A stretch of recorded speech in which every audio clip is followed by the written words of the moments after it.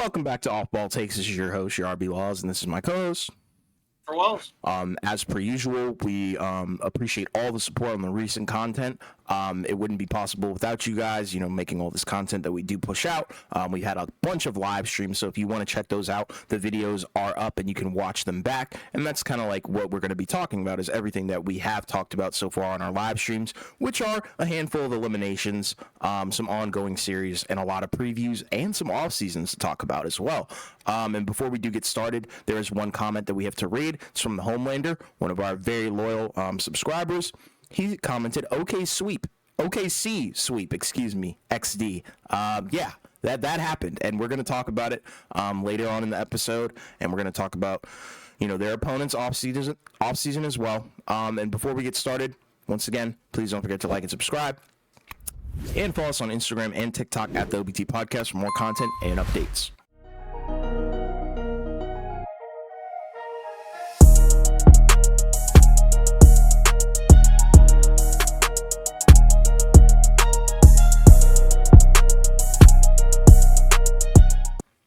So I believe the last time we did an episode, I think there was only one series I think that was done, right? And that was the Minnesota Denver, or not Minnesota Denver, the Minnesota Phoenix series. But now, since that point, we've had a boatload of series that have wrapped up. So, we'll kind of take them on, one by one.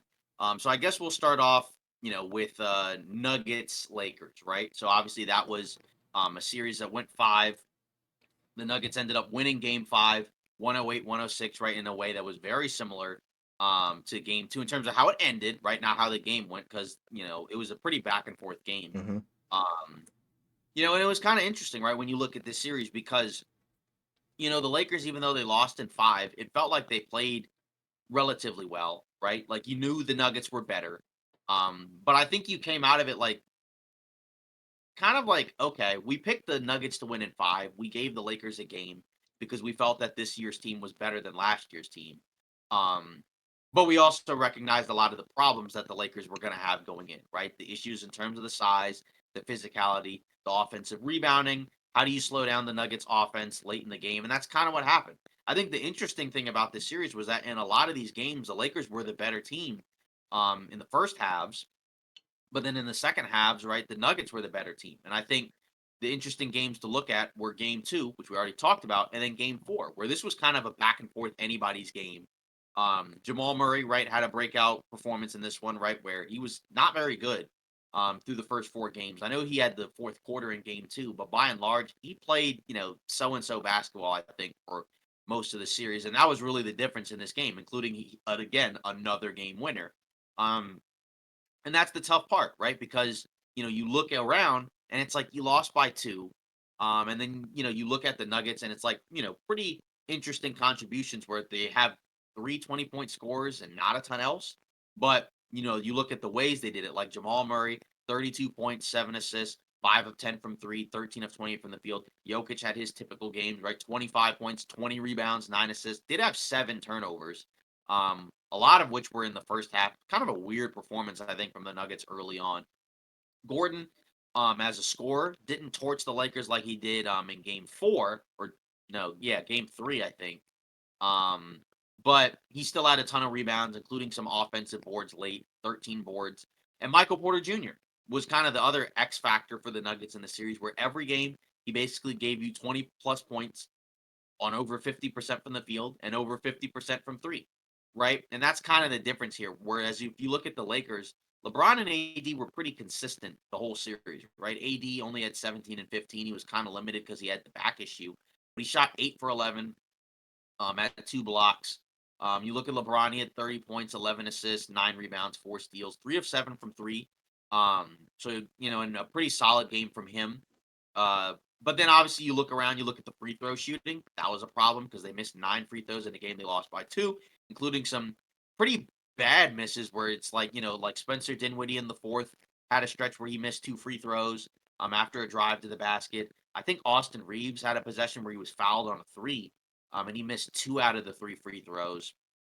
LeBron himself was 5 or 7, but still made some big ones to tie it up. And but then you look around and it's like it's kind of interesting because in this game you got 30 from LeBron, 19 from Austin, 17 from AD.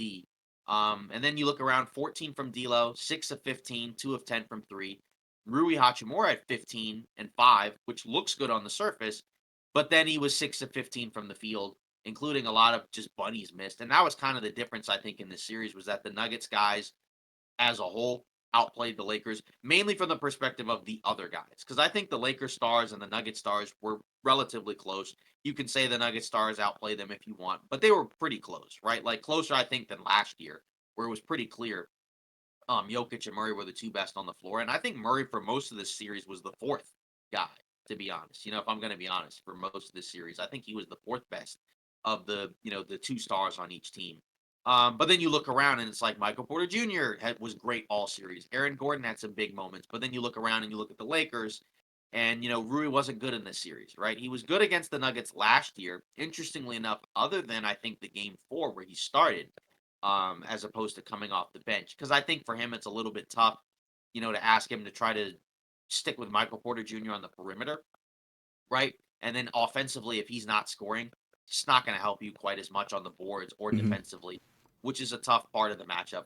Reeves was good the latter part of the series, but he was started off kind of slow in this series. Obviously, he spent a ton of time guarding Jamal Murray, so you give him credit for that. And then D'Lo wasn't great, right?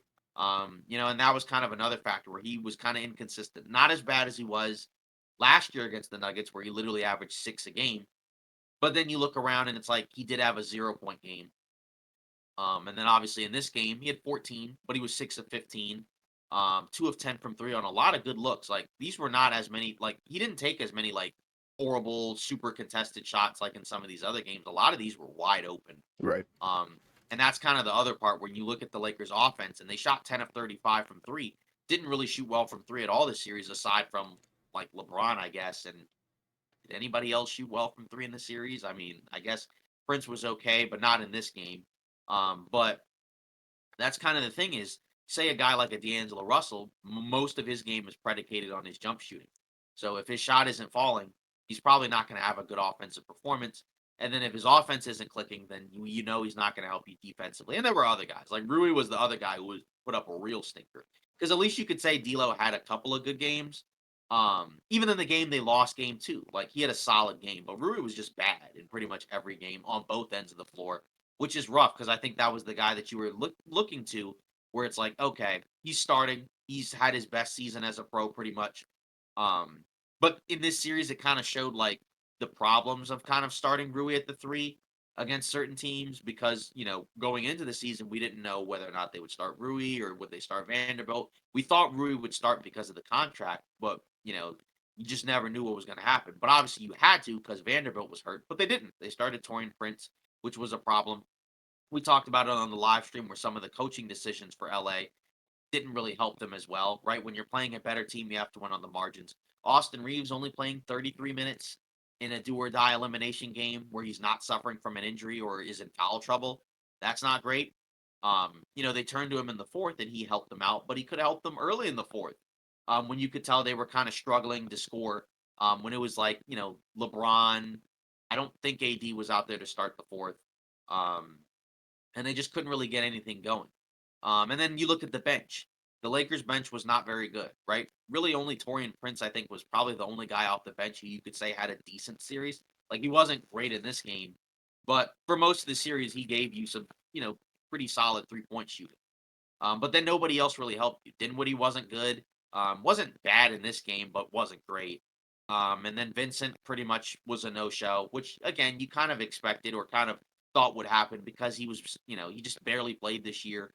Um, and I think you could see for the Lakers the issues in terms of the lack of size on the boards, the lack of like consistent go-to offensive guys other than LeBron and AD, but also the defense, I think, was really the real problem to close out the games because, they would get stops, but then they couldn't secure the defensive board. And then Denver is not going to miss 2, 3, shots in a row if you give them extra possessions.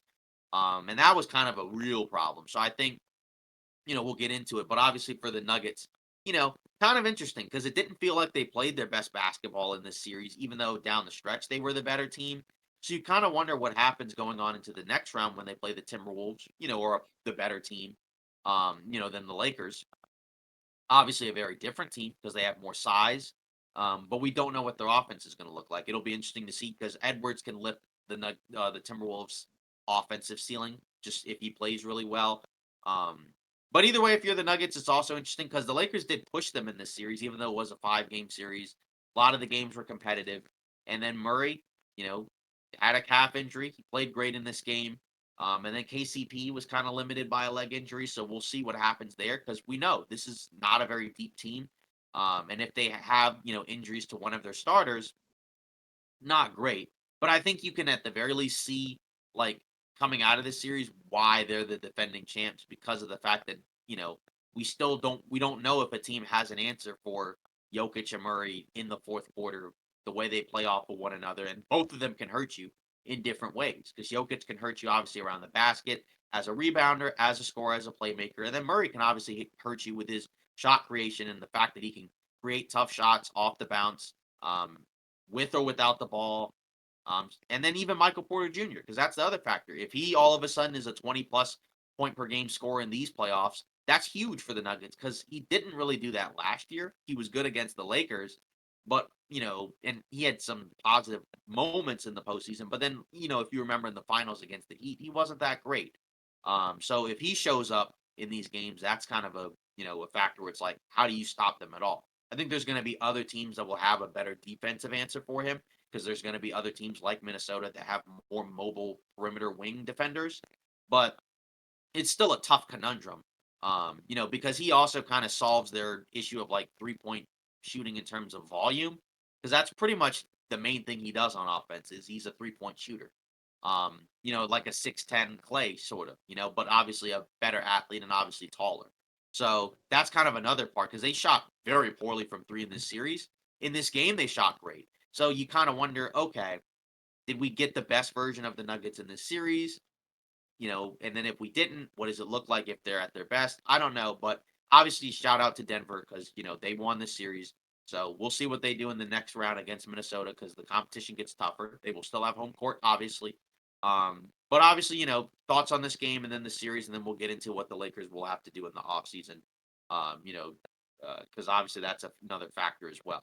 Yeah, and I think for this game, the Lakers kind of surprised you and I both. I think we didn't really expect this game to be all that close. I thought it was going to be more of a statement game from Denver, where they're going to show you why they're still the defending champs, which they did, just in a different way, I think. And maybe even more of an impactful way, which is kind of ironic, considering the score and how it did happen with the Jamal Murray game winner. But I think for LA, the unfortunate part is whether it was Aaron Gordon, whether it was Michael Porter Jr., couldn't find an answer to really stop either of those guys. Most of the time it wasn't both of them at the same time. It was either one or the other because you weren't going to stop Jokic. You weren't really going to stop Jamal Murray. And that's the same for Denver. They weren't going to stop LeBron, and they definitely weren't going to stop Anthony Davis. But the Lakers, they kind of just veered away from their identity, veered away from what I think made them good throughout this series, which was, the AD attack. And granted, you can't really run through a guy the entire game because that person does need rest, obviously, which we've seen in other series where players get burnt out. But yeah, it kind of stings where, Darvin Ham kind of got outcoached in the fourth quarter. You could definitely say, the Denver Nuggets, they pretty much outplayed the Lakers in the fourth quarter of the entire series. And I think even the stats were coming out the Lakers were leading the majority of the time this series, which is crazy to think about. But yeah, they just couldn't really close it. And you can kind of see why, though, because, you're rotating too far, not rotating at all sometimes, leaving Michael Porter Jr. open, allowing Aaron Gordon to get rebounds. And I think that's really the key. If you limit Michael Porter Jr., you don't let him shoot those threes, you probably can win 2 or 3 games, That's kind of the way that I felt about it.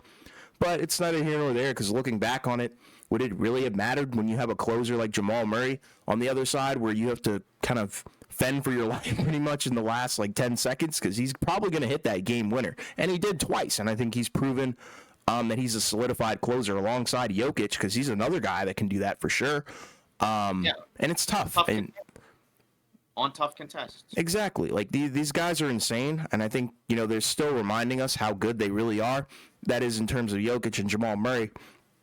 It's just a matter really of can can they carry over to Minnesota and keep up the elite play? Because I think the Lakers really did challenge them, like you said.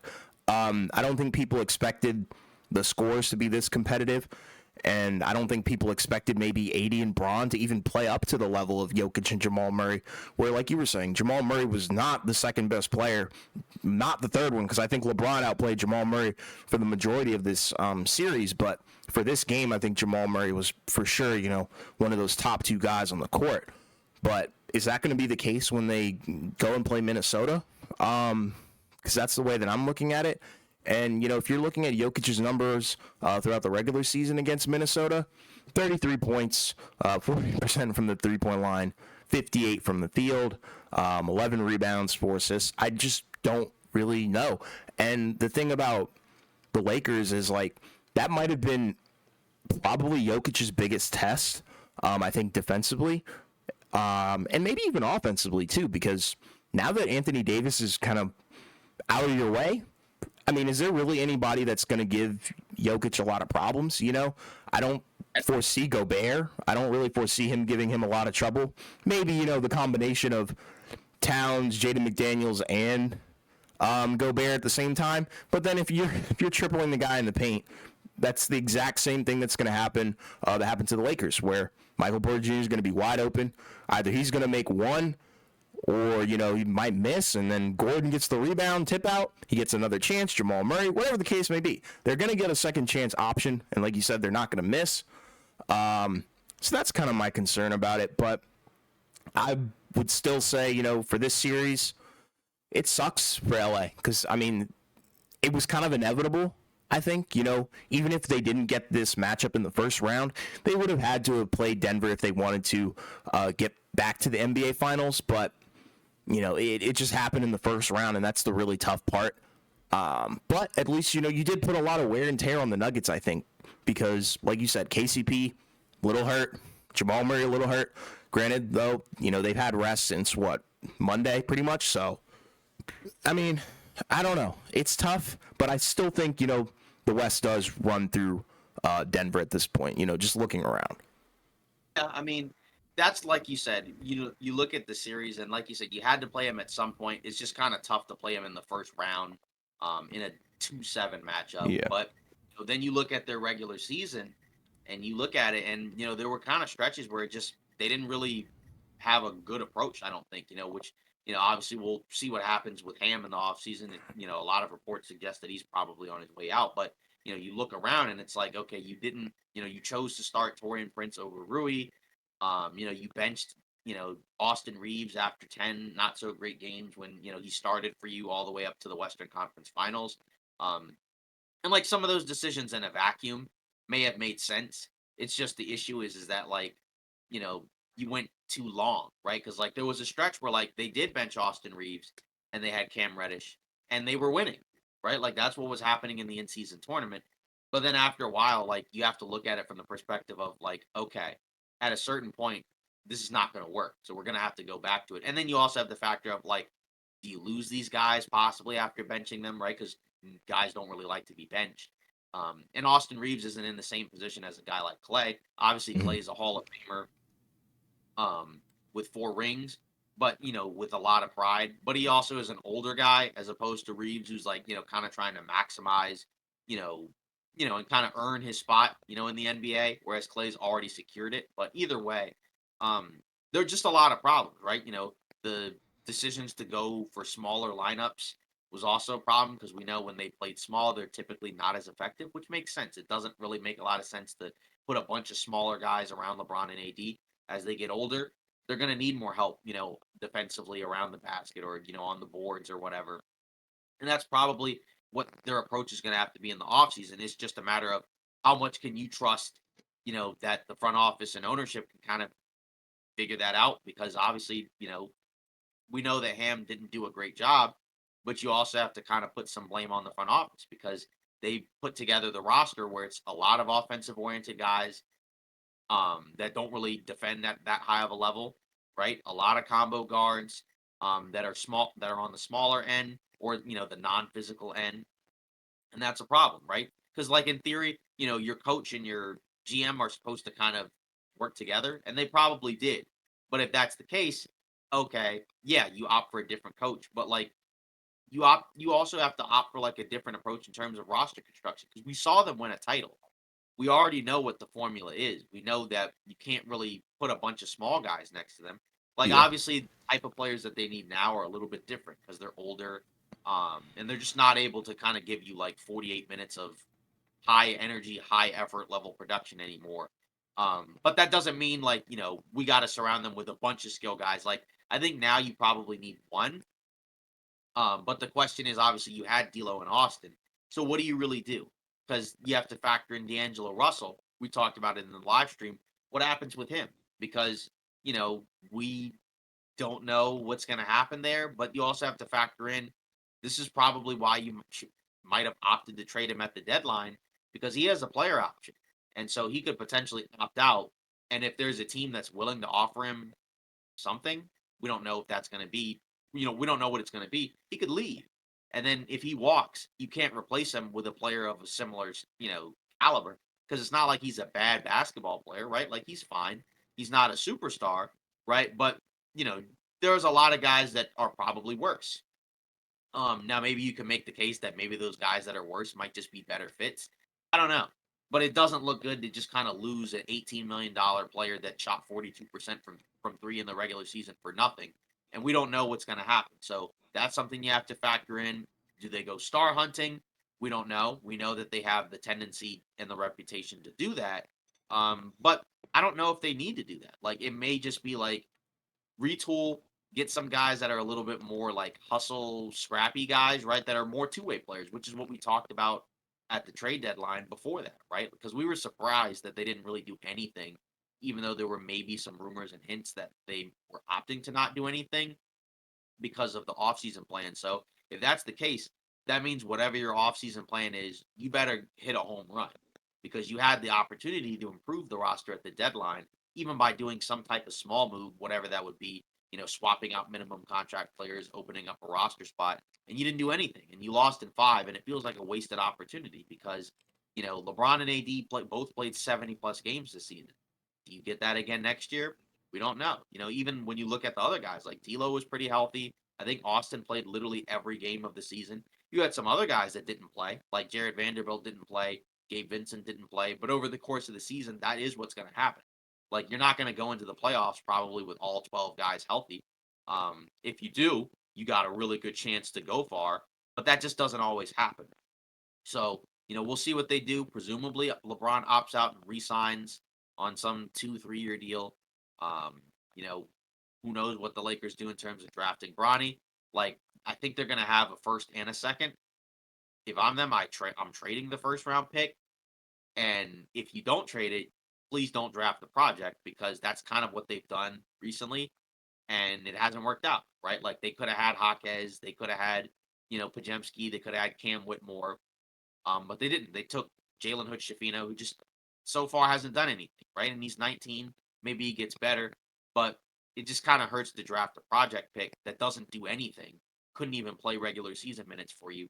Where you look around and there's some other teams in similar spots that had rookies that kind of saved their season, right? Like if Golden State didn't have guys like Pajemski and Trace Jackson Davis, they might have been like an 11 seed or something like that. They would have been way worse. Yeah. So we'll see what the Lakers do, but there's a lot of things that they kind of have to look at. Obviously, they also are presumably going to have to look towards a new coach, right? There's a lot of we don't know what's going to happen. Maybe it's somebody that's already there that gets elevated, like a Phil Handy. Maybe it's somebody like JJ Redick, which has been possibly rumored, which would be kind of funny. Mm-hmm. Maybe it's Ty Lue if the Clippers fall short and they fire him. We don't know. So they have a lot of questions, I think. But where do you kind of start in terms of like how they should probably attack the offseason in terms of like, what we saw from them, what we liked and didn't like, and where they should go.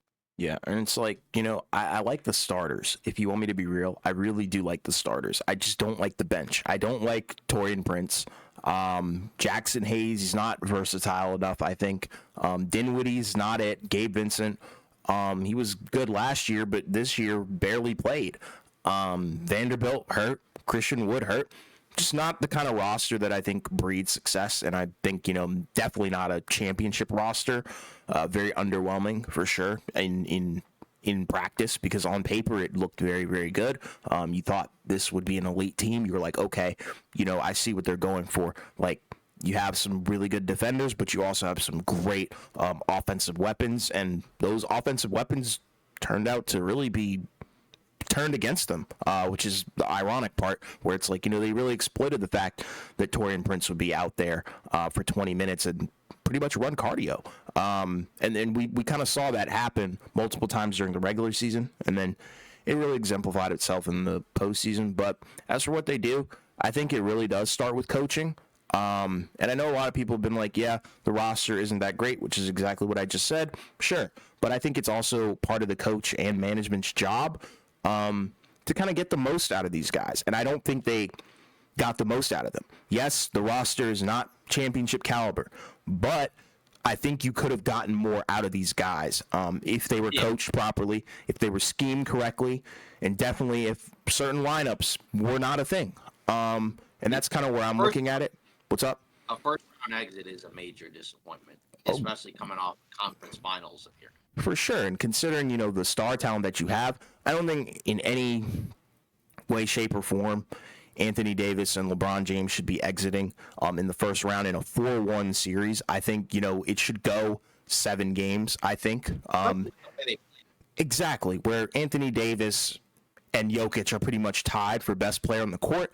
I think that's your opportunity to really actually have a shot at beating Denver in a 7-game series. But lo and behold, they couldn't really get it done, and I really think it is because of the personnel that they had and also the personnel that they didn't have, alongside the fact that your coach was an imbecile. Like, going back to last year, I know that's what the word that I used to describe him, and he kind of proved everybody right.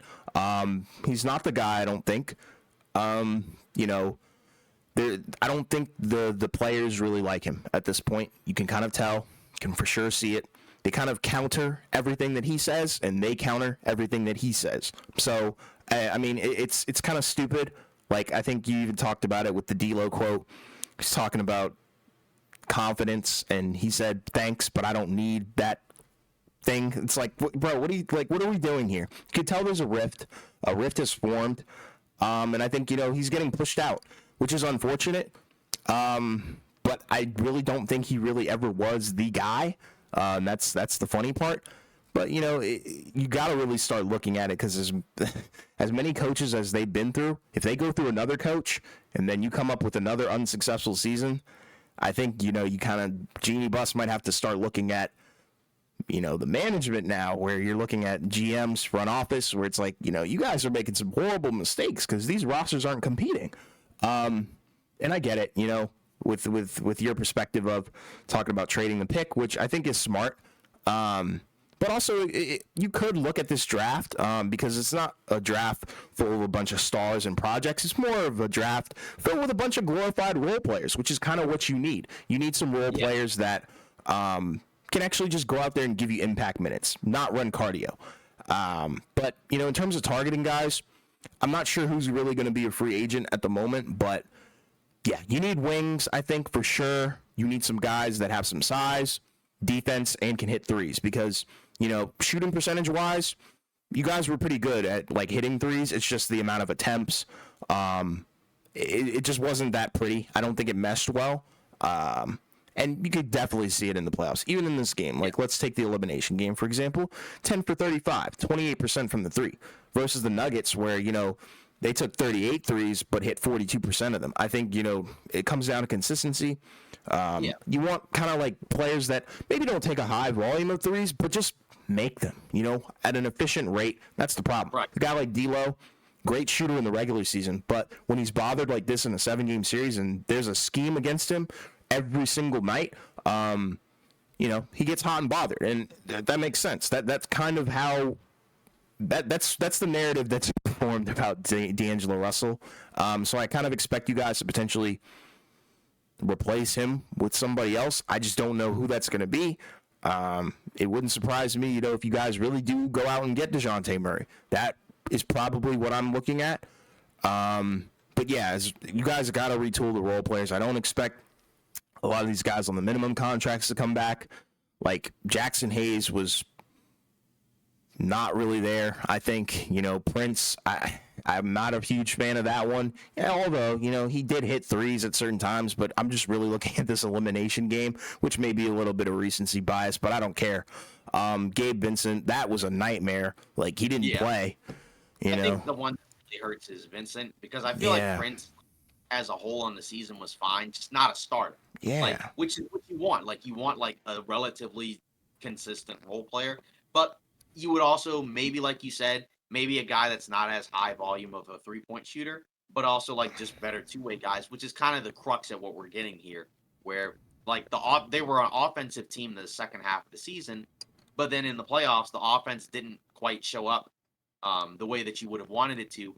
But and then when the offense wasn't there, then the defense was a real problem because like we said, when D'Lo is 6 for 15, plays 40 minutes, right? There's going to be a lot of minutes where the defense just isn't going to be there. And to be honest, he wasn't even as big of an issue, right? Like Rui, obviously, similar thing against a team like this. If he's not giving you good offense, efficient offense, it's a problem. And that's where, again, when you have a team that's primarily an offensive oriented team, and then your offense doesn't show up, that's an issue because we saw like in the first halves, their offense was pretty good and their defense was pretty solid. But then as the second halves kind of rolled around, the offense started to kind of wear out and then it bled into the defense where, like you said, giving up offensive rebounds, second chance opportunities, losing guys on the perimeter. And that's where you're probably going to have to make some upgrades. For the backcourt, we'll see. Because again, already talked about it. If you lose D'Lo for nothing, that's very bad because you can't replace him. I mean, yeah, like you want to replace him ideally, obviously, but the worst case scenario is if he walks for nothing, right? Yeah. Like then obviously because it's not ideal to have him just come back because you know what's probably going to happen, but it's even worse if you let him go because you just can't replace him unless there's like somebody that comes there on a minimum that's just as good as D'Angelo Russell if not better, and I just that's kind of a tall task to replace somebody. Yeah, Um, and it's like, the tough part about the Lakers, I think, they just because of the spotlight that they're in, is like it's really tough because I think other teams have the luxury of kind of sitting back and really building a squad over multiple years, but like when you're on the Lakers, like the expectation is playoffs at the very least or championship at the most, like, and that's the tough part. And I don't think the Lakers have given themselves enough time. They like to overcorrect a lot of their mistakes, which is Russell freaking Westbrook, hilarious. It's Russell, hilarious. Yeah, exactly. They love to overcorrect their mistakes. They love to overanalyze things. And people have been talking about it for the past week, ever since they've been eliminated. Should have never broken up that team that won the chip, the bubble. You should have never broken up that team. It was the recipe for success. You guys were ahead of the curve, which is hilarious to think about. yeah, You had a bunch of guys who were big. They had great defense, a lot of two-way guys on that team, and even some knockdown shooters, And look at yeah, the NBA now. Look at Minnesota. yeah, They've been balling. yeah. You look at Yep. Boston, even, Denver, Denver, yeah. That's the NBA Phoenix, meta. Exactly. it was en route to a title. Like, then that's kind of the thing. So, like, the team that they had the year after was good. I think the difficulty there was after the bubble, you had such a quick turnaround. So, like, it makes sense where it's like we probably can't bring back all of these older players. Wasn't We're somebody probably hurt too? Which one was it? Was it Braun or AD that was hurt the year after the bubble? Okay, that's what both. it was. Yeah. He got hurt first, Yeah. and then LeBron played for a little bit. Then he went down. Then they had Yeah. a long stretch where both of them were out, and that's when they, because they were like 21-6, I think, Yeah. before the because it was like Dennis Schroeder, Marc Gasol, KCP, LeBron, right, Montrezl Harrell, which was random, Wesley Matthews, and then Drummond came in later, which was really funny, Yeah. but either way, like, and then after that, I think they overcorrected and were like, okay, LeBron and AD missed a lot of time. Let's go get a third star to help out so that Mhm. way, like, if one or the other is out, there's somebody who can carry the offensive load. And then they got Russell Westbrook, who just wasn't a good fit and also was not a third star anymore, which is the worst combination, right? Because, when you have a big three, we talked about it with Phoenix, and the Clippers, right? Because like the Clippers have a big three, but their stars fit relatively well, and they have other players like surrounding them where like it can work. And also like two of their big three are two-way guys. But then for let's say like a team like the Suns, none of those guys are two-way guys other than I guess Durant. And it's not that Booker and Beal can't defend at all, but like they're more so offensive oriented guys. And then it also just puts a lot more pressure on the stars to do a lot of the other stuff that stars don't typically do, right? Like a lot of the dirty work stuff. And in the Westbrook case, that's kind of what happened, where you had a poor fit. It's somebody who really wasn't a third star, kind of like Bradley Beal.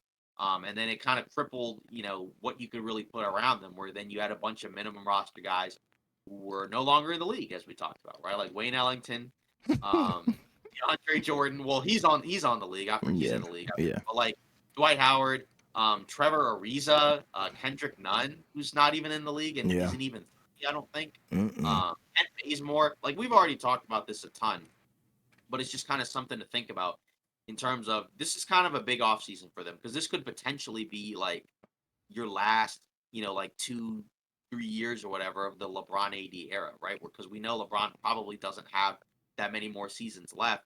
And how many more seasons does he have as like a top 10-ish type player? So you kind of have to get this run right because if you get it wrong, then that's a problem. So I think they need to go all in and just kind of figure out what to do from there. But like you said, and like I said, they had a blueprint for a title team to match the rest of the league, and they just went away from it for whatever reason. Yeah, because they could have built off of the team that won the title, but instead, like Right. you said, they went Yeah. out and got Like, Russell Westbrook. So yeah, maybe in theory, the DeJounte Murray deal or whoever they want to try and get maybe isn't the right idea. Maybe just target those role players that will become free agents, or even just try and trade for some of them. yeah, Because I'm sure there's a bunch of role players on some bad teams that would love the opportunity to play with the Lakers. Like we've even seen some guys who are in the playoffs right now. Like speaking of Dallas, like PJ Washington and Daniel yeah, Gafford. They both come from horrible franchises at the moment, and now they're balling on the Mavericks, helping that team potentially get to the finals. right. Because you could talk yourself into the idea of okay, LeBron and AD are still really good, and they can compete with a lot of stars. We don't know if they can do it, 4 straight series, 4 out of 7 times. But they did pretty well against the Nuggets. And then maybe you're like, maybe we keep Austin Reeves and just elevate him a little bit. Maybe we'll see if he progresses a little bit more. And then, like you said, put some more stars around them. Because obviously there's the other path, which is the third star, Trey Young, Donovan Mitchell. And that could go one of two ways. It could either go really well and it works, and we all look stupid for saying it's a bad idea, or it goes really poorly and then they have to admit we made once again another stupid decision that probably closed the book on that era. So we'll see what they do. We don't know what they're gonna do, and that's kind of worrisome because the fact that they don't really have a consistent approach to how they put rosters together just it's kind of weird because it's just like we saw them win a title, and then every year the roster's been very different where each roster is completely different from the next one and you just don't really know what to expect. Yeah, and it's kind of funny, like to even think about the coaching situation. They're leaving Ham out to dry. Like this is really bad. It's Like both very were the hit piece right yeah. after they left. Yeah, it's bad. Everyone knows he's gone, but they're not speaking on it, which is interesting. But I think we might get it like maybe later today, later Yeah, Friday. I think we're probably gonna get the news later yeah, Friday because that's what yeah, they normally do, right? They just like yeah. put out Friday Friday news. Friday news dump is Hmm. literally what this might be, which is kind of funny because again, this is a very high profile basketball team, so it's a little bit more difficult to get away with Friday news dumps, but Yeah. done it before. So, Hmm. but moving on, got some other series to get into as well. Yep. Obviously, the Nuggets move on to play the Timberwolves, but we have another Western Conference series that also ended. Um, this time, this one was in a sweep, and that was Oklahoma City and New Orleans, right? So obviously, this series, interestingly enough, ended up being, I think, less competitive than we expected. I think coming off of going into the series and coming off of game one, while we didn't expect New Orleans to win the series, we thought they might be able to put up a fight depending on, how Brandon Ingram played.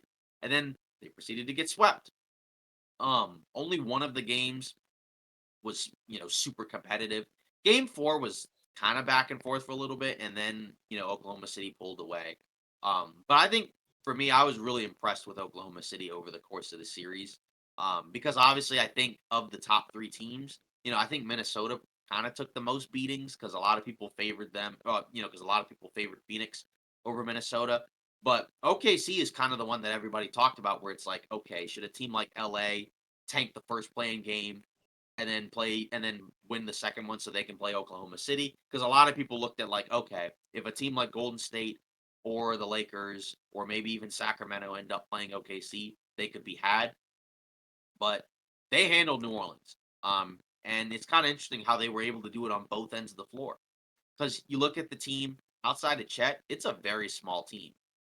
They don't run a traditional backup five. I guess Jalen Williams is the backup center at 6'9", but still, he's not like your typical backup center.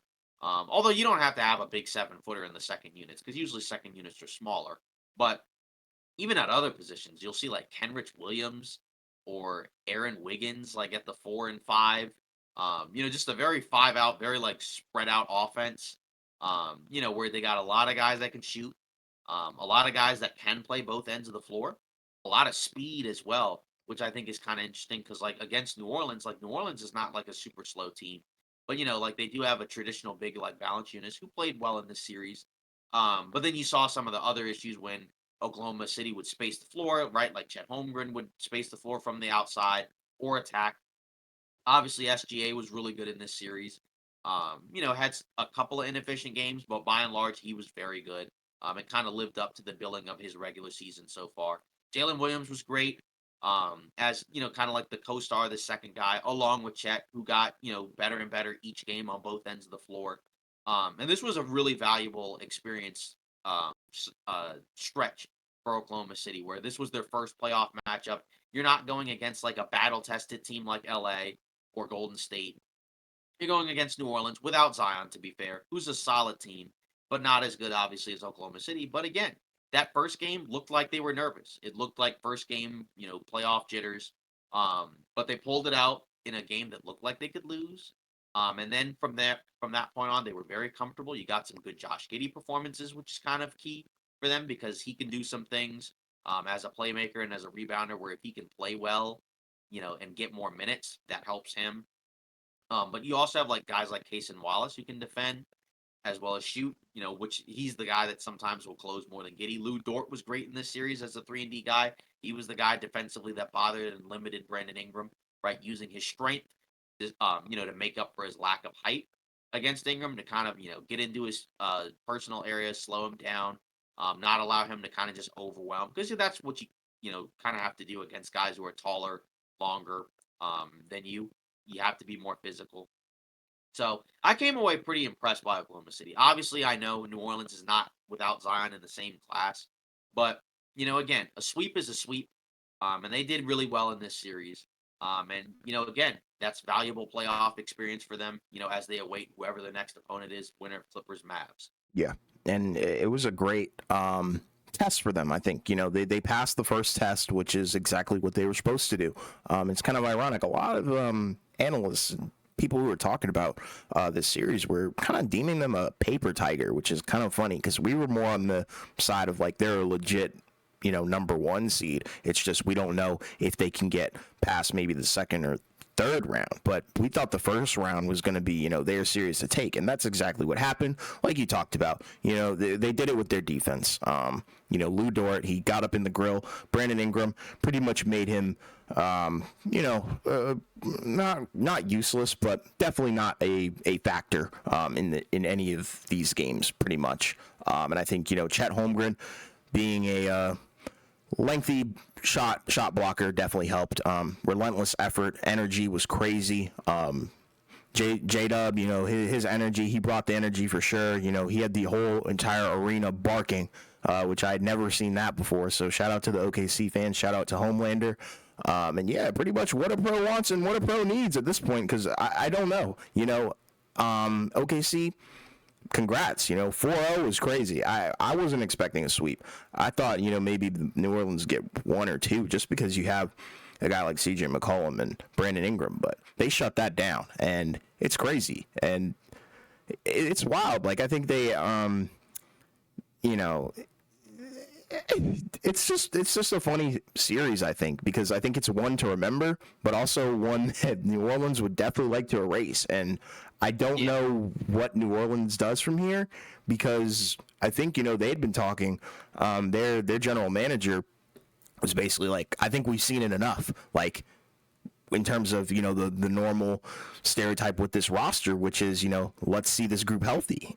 And he literally said we've seen enough, which is interesting. So I think they're going to move on from somebody. I just don't know who it's going to be. Maybe it's Brandon Ingram, maybe it's CJ McCollum, maybe it's both. But I think this season kind of showed us Zion is the truth. It's just he needs to be healthy, which is a huge problem. It's not as I think it might be a little bit more severe than Joel Embiid, where he's not even like playing in postseason games, and he gets like hit with games that keep him out for a long, long time. But nonetheless, at least you do know Zion is that guy. He showed a lot of potential this season for sure. But you got to do some retooling because we've talked about it multiple times. Very clunky fit. I think, Valanciunas, he doesn't stretch the floor enough as a big, that you want to put next to Zion. Ingram, too inconsistent, I think. Also another guy that deals with injuries.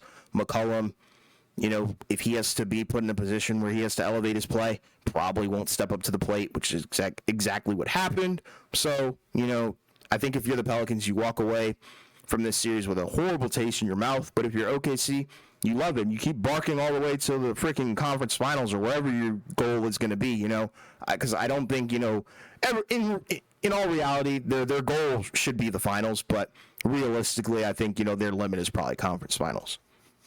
Yeah, I mean that's kind of where you look at it, where it's like two teams that are kind of in interesting spots because like New Orleans, they've been doing this for a little bit longer, right? They drafted Zion in 2019, traded for Ingram in 2019, right?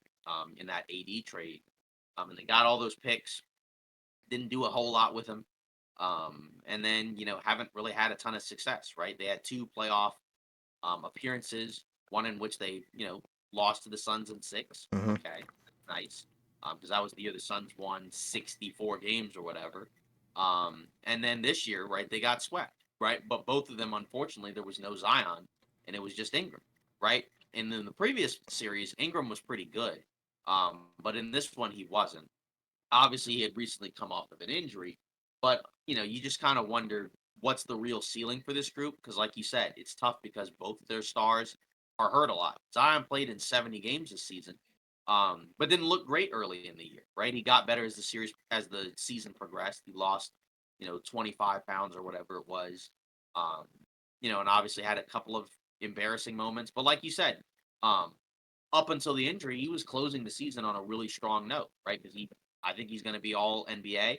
Obviously, he had the 40 points in the play-in game, which was his first playoff type, game, right? Obviously, the stats don't count, but it's a playoff style game, and he was really good, and kind of lived up to the billing. So you just kind of wonder, like you said, can he manage his health?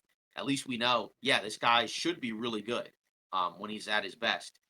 We even saw some defensive, upside from him at different points this season, right as they were trying to, make their playoff run or whatever. But you're probably still going to have to, unfortunately, make some, adjustments to the roster, right? Where again, Ingram's probably, like you said, going to be moved on from. I think there are teams that would want him. I just don't think he fits with New Orleans. And then McCollum, like you said, what happens with him? Does he stay? Does he get moved? Valanciunas, I think, is a free agent if I'm not mistaken. And I don't think they gave him an extension. So do they bring him back? Maybe, or do they try to opt for a different type of center? Because he was shooting threes at different points. He just doesn't shoot a lot of them. So then most of his work is done around the basket or closer. So we'll see. But like you said, for New Orleans, you just feel kind of just like this was kind of a letdown of a season. Because like last year, I guess you can say was worse. Because obviously they had, Zion barely played at all. He played like 20 something games, and Ingram barely played. This year they had healthy stretches, but right at the end, they didn't come through. So that's kind of the tough part where it's like, do we really want to run it back again? I would say no. But I think you can at least see like if Zion's healthy, that's the guy you build around. So like, Trey Murphy, Herb Jones, those guys are great. Murphy probably should be elevated and move Ingram out. And then you just go from there. Because I think those guys are going to be better fits alongside Zion than Ingram. Which Yeah. again, Ingram's not a bad player, just probably shouldn't be on this team. Yeah. And it's crazy, kind of thinking about how history is kind of repeating itself with this Oklahoma City team. It's only the second time OKC has ever swept a series. The other instance was the 2012 Finals team, and they swept Dallas. So, hey, we might be looking at a repeat of history, in terms of just being able to sweep teams in the first round. It's really, really cool. But yeah, I think OKC has definitely arrived. This was their coming out party for the playoffs, and they've proved a lot of people wrong and a lot of people right. And I think that's really good because now I think there should be somewhat of a consensus that they're a real number one seed. It just depends on really who they play next, because that's going to be, I think, their biggest battle yet. Yeah. Another series that wrapped up relatively quickly. Celtics Heat. Right, that was a 5-game series. We Mm-hmm. expected it to not really be all that competitive, especially with the injuries Miami had. Um, Obviously the Celtics, right? They looked good in the series. They did lose, game 2, but we knew that was kind of like a fluky game where Miami just shot like a crazy percentage from 3. Yeah. Um, but I guess the two big takeaways is obviously one, Porzingis is hurt, so that's rough for Boston. They are 21-4, I think, without him or whatever it is. I don't remember if that's regular season and playoffs included. So it may not hurt them in the next round. We'll see, Mm-hmm. depending on who comes out. But obviously, you need him healthy if you want to be able to win the title. Because the East we know is a little bit sketchy in terms of how many good teams there are. And a lot of that is due to injury, right? Like obviously Milwaukee, Indiana, or excuse me, not Indiana, Milwaukee, Philadelphia, which we'll get to later on. But yeah, obviously that's kind of the big takeaway. Boston's, again, they look good like they have all season. Just are they gonna be able to win the title? We'll see. And then obviously for Miami, it's rough. You went to the NBA Finals last year. You beat the Celtics team in route. Obviously now it's a different Celtics team, but this time they got their revenge, right? They beat them in the first round. None of the games were particularly close. Obviously, again, they're hurt, but now you kind of wonder if you're Miami, is this kind of it? Like in the sense of like, did you max out with this group? How can we really get better with the group we have right now? Because I think we kind of see like the limits, right? Like Bam Adebayo played well in this series, um, but obviously, do you really want him to be your one?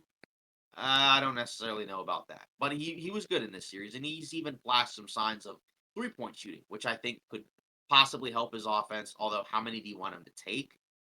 When he's a lot more effective around the basket. I don't know. But he is a good passer, playmaker at the top of the key. So that could be something that's valuable because you want him to be more comfortable taking taking some jumpers, right? You Yeah. don't want him to just kind of just barrel like AD. You don't want him to just barrel through the paint every time because that's just not going to work against certain teams and players. But also Tyler Hero, right? Like we know at this point, probably don't want him to be like one of your 2 or 3 guys, on a title team.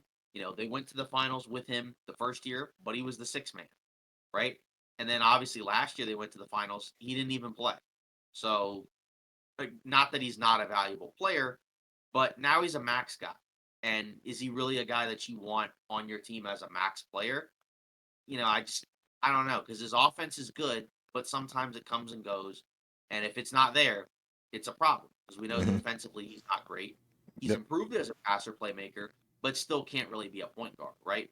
Now, again, maybe it looks better if you have both him and Rozier and Butler obviously in the fray as well, which is the other factor that sucks that we didn't really get to see a lot of games with these guys together. But would it still have been good enough to beat Boston? I don't know. Now, to be fair, maybe they're a higher seed if they don't have the injuries, right? Because they had a lot of bad luck in terms of injuries this year. So maybe they're not a 7, 8 seed.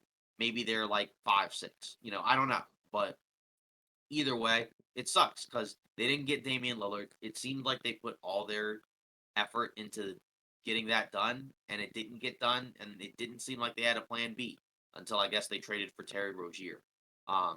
Obviously, Hawkes is a bright spot. He was good as a rookie. Jovic showed some promise in his, I think, second year in the NBA, right? Started a lot, also started in the playoffs. But I don't know, right? Reportedly, Jimmy Butler, he wants a 2-year extension.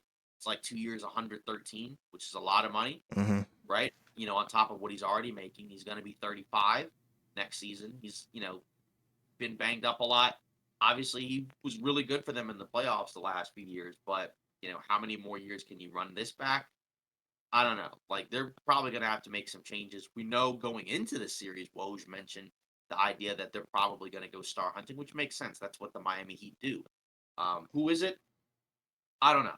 Is it Mitchell? Maybe. Is it Trey Young? Maybe. We don't know. It could be someone else. But I think it's clear that what they have right now probably isn't enough to be able to compete, with the other teams in the East, including like Boston, who seems like they may just be the perennial favorites in the East now. Obviously, we'll see what these other Eastern Conference teams could do. But you're left kind of disappointed, obviously, if you're Miami. Not kind of, you are disappointed because Yeah. this season went horribly wrong, after, last year, like you said, was kind of a Cinderella miracle season. And this was the exact opposite, where you didn't even get out of the first round. You won one playoff game, and you got destroyed by the team that you beat last year to get there, that you've had a lot of battles against. So, like you said, kind of like New Orleans, you don't feel good. A lot of sour tastes in your mouth. And I don't really know where you go from here, but I think it kind of probably starts with moving around some other guys that you might have looked at as mainstays that you might have to move on. Yeah, and it's kind of wild to think about the situation that the Miami Heat are in currently. Salary cap wise, I think that's kind of a scary thing for them at the moment. They're an expensive team. They're currently projected to be above the first apron. That's kind of scary, I think. They won't have a lot of money to spend on the open market. But they did make their move, I guess, with the Kyle Lowry for Rozier thing, which is kind of like a more of an off-season kind of move, I thought.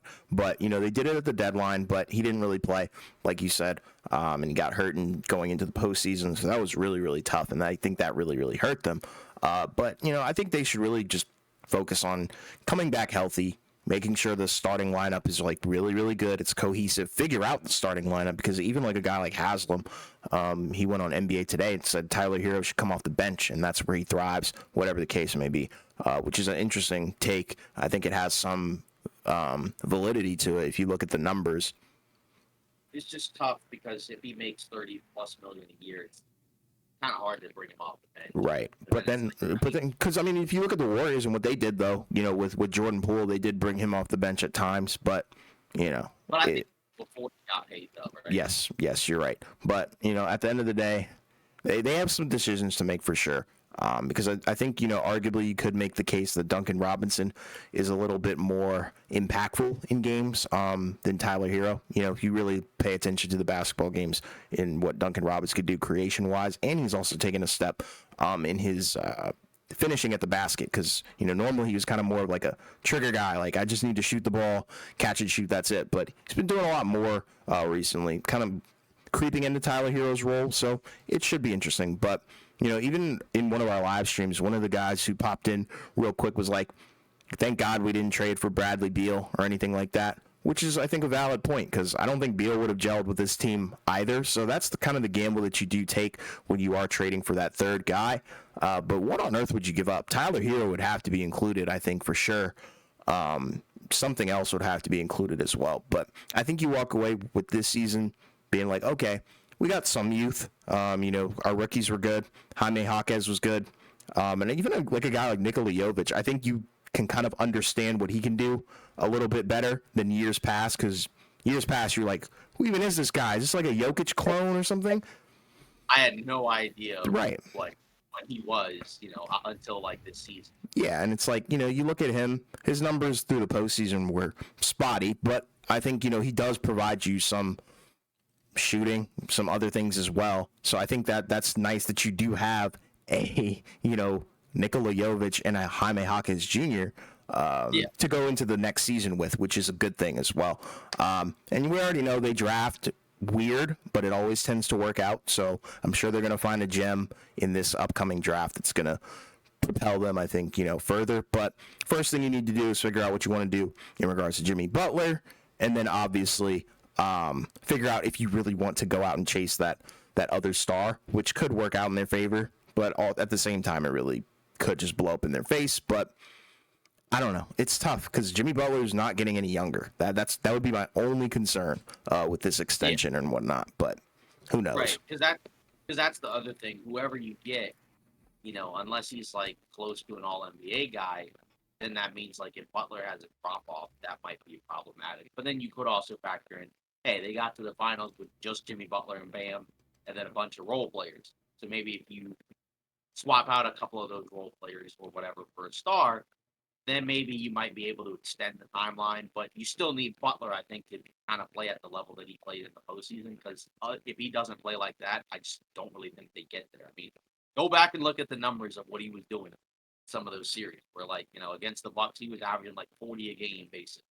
Um, and not really missing any shots at all, right? Like even a guy like a Caleb Martin against the Celtics, you basically got a 20-point per game scorer that just came out of nowhere. Like he was in the playoffs, obviously in the previous series, but he wasn't doing that every game in each of those series, right? He was more so like he'd hit some big shots, but he wasn't averaging like 20 a game against Boston, against Milwaukee or New York. So Right. that's kind of the thing that we talked about when we were on the Heat Zone podcast, where it's like they're able to find a lot of guys that just come in and fit their system. But then the problem is that come playoff time, they may not have the same level of consistency as some other guys because it's like, oh, well, now we see this guy was an undrafted player that just came out of nowhere, right? Like, and sometimes that helps them because some of those guys do play well for them. Like Gabe Vincent was good for for the Heat last year. Martin. But then, obviously, then there's other times where it doesn't work out. Like Duncan Robinson 2 seasons ago, I think was not great. But last year he was, in the playoffs. So that's kind of the thing that you have to factor in. So, you know, I think for them, if they get that third star, it seems like they're kind of able to fill in the gaps elsewhere. I just don't know who that person is going to be. And then, again, Hero, how many teams want him? Like, I mean, I don't know. Like, because it's not that he's bad, but he makes a lot of money, and it's a long-term deal, and he's not really in that tier, right? It's kind of like the issue with Poole, where it's like, you know, now he's in a tier where, okay, on another team where he's not playing with as much talent, he's probably going to look like a worse player, and he's going to be making 30 million a year for like the next 4 or 5 years. So that's Yep. the difficulty. That's the issue with bringing a contract like that in. But if you're Miami, I don't see another way to make a real move unless it involves him. I just, he's the guy. He's the only other guy other than like Butler and Bam, um, that makes like 25 million a year or whatever. Like there's other guys that make like 16 or whatever, like Robinson, or Rozier or others, but it's not quite the same.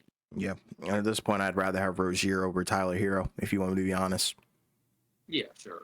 And then obviously we already talked about it for Boston. They move on to play whoever the winner of the Cavs Magic series is. As of right now, we don't know.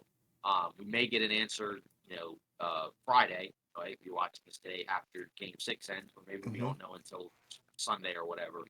But yeah, they need Porzingis. If they have Porzingis, they have a good shot at they have a good shot at winning the title. Like but if they don't have him, they can probably still make it out of the East, Yeah. but they probably can't win it all without him. Because, I mean, he's basically their third best player.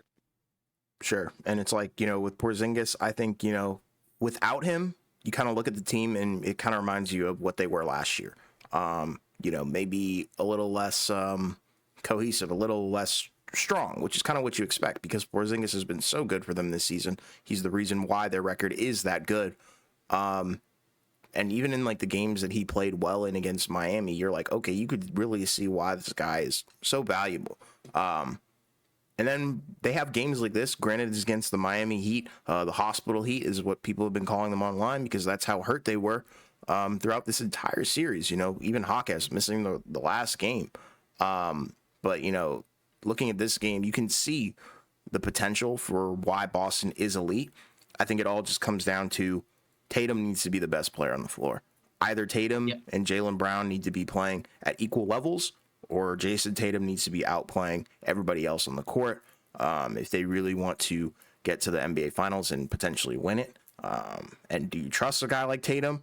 Maybe you do. But I think it would help Tatum and the entirety of the Boston Celtics team if they had Porzingis healthy because he provides so much on offense and especially defense.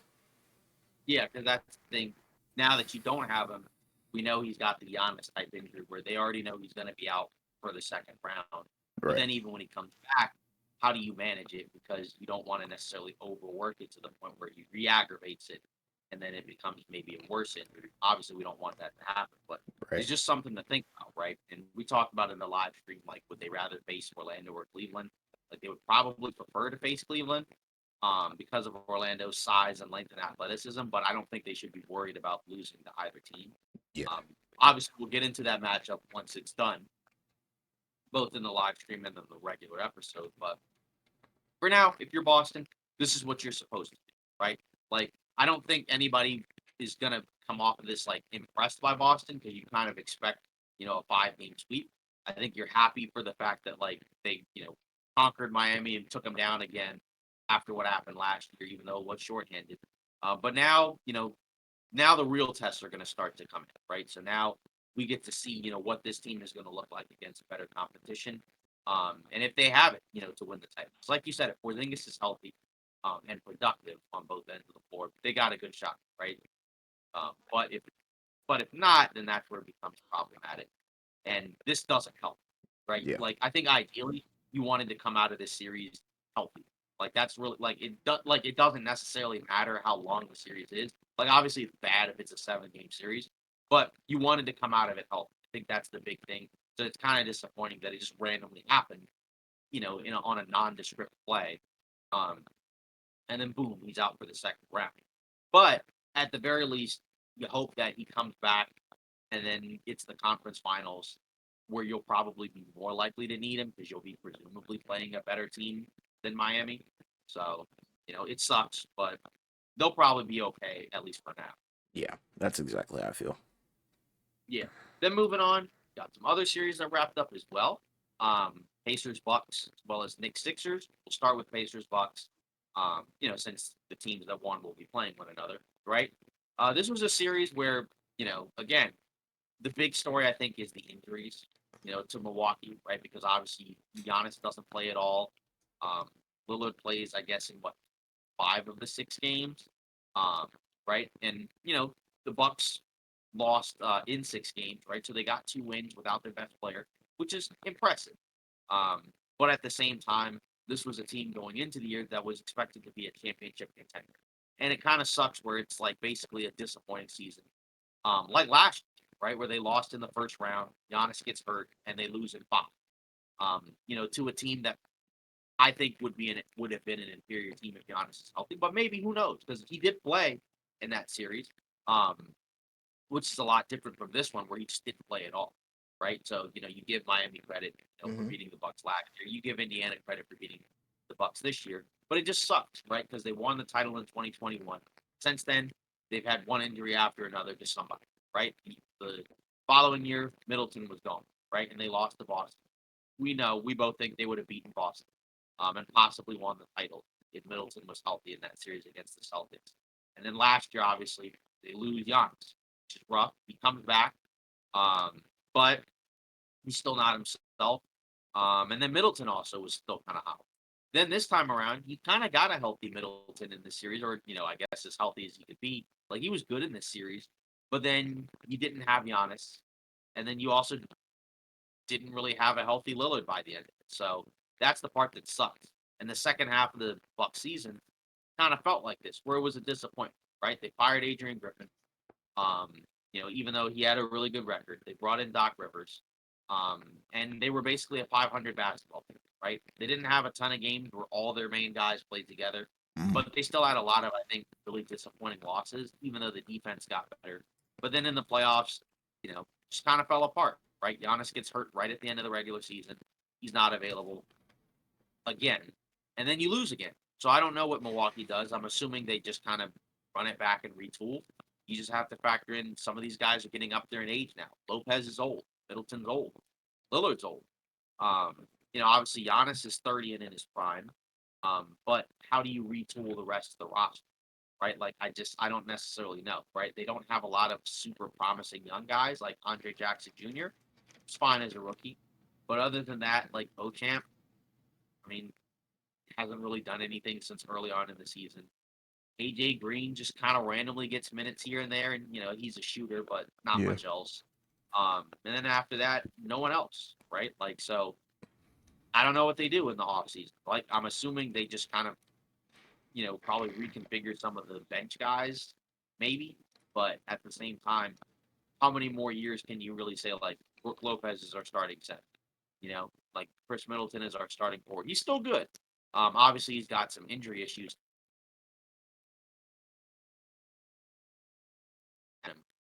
But, at the same time, it's just tough because now you're in that stretch where you have, some max guys and you don't really have a lot of flexibility there.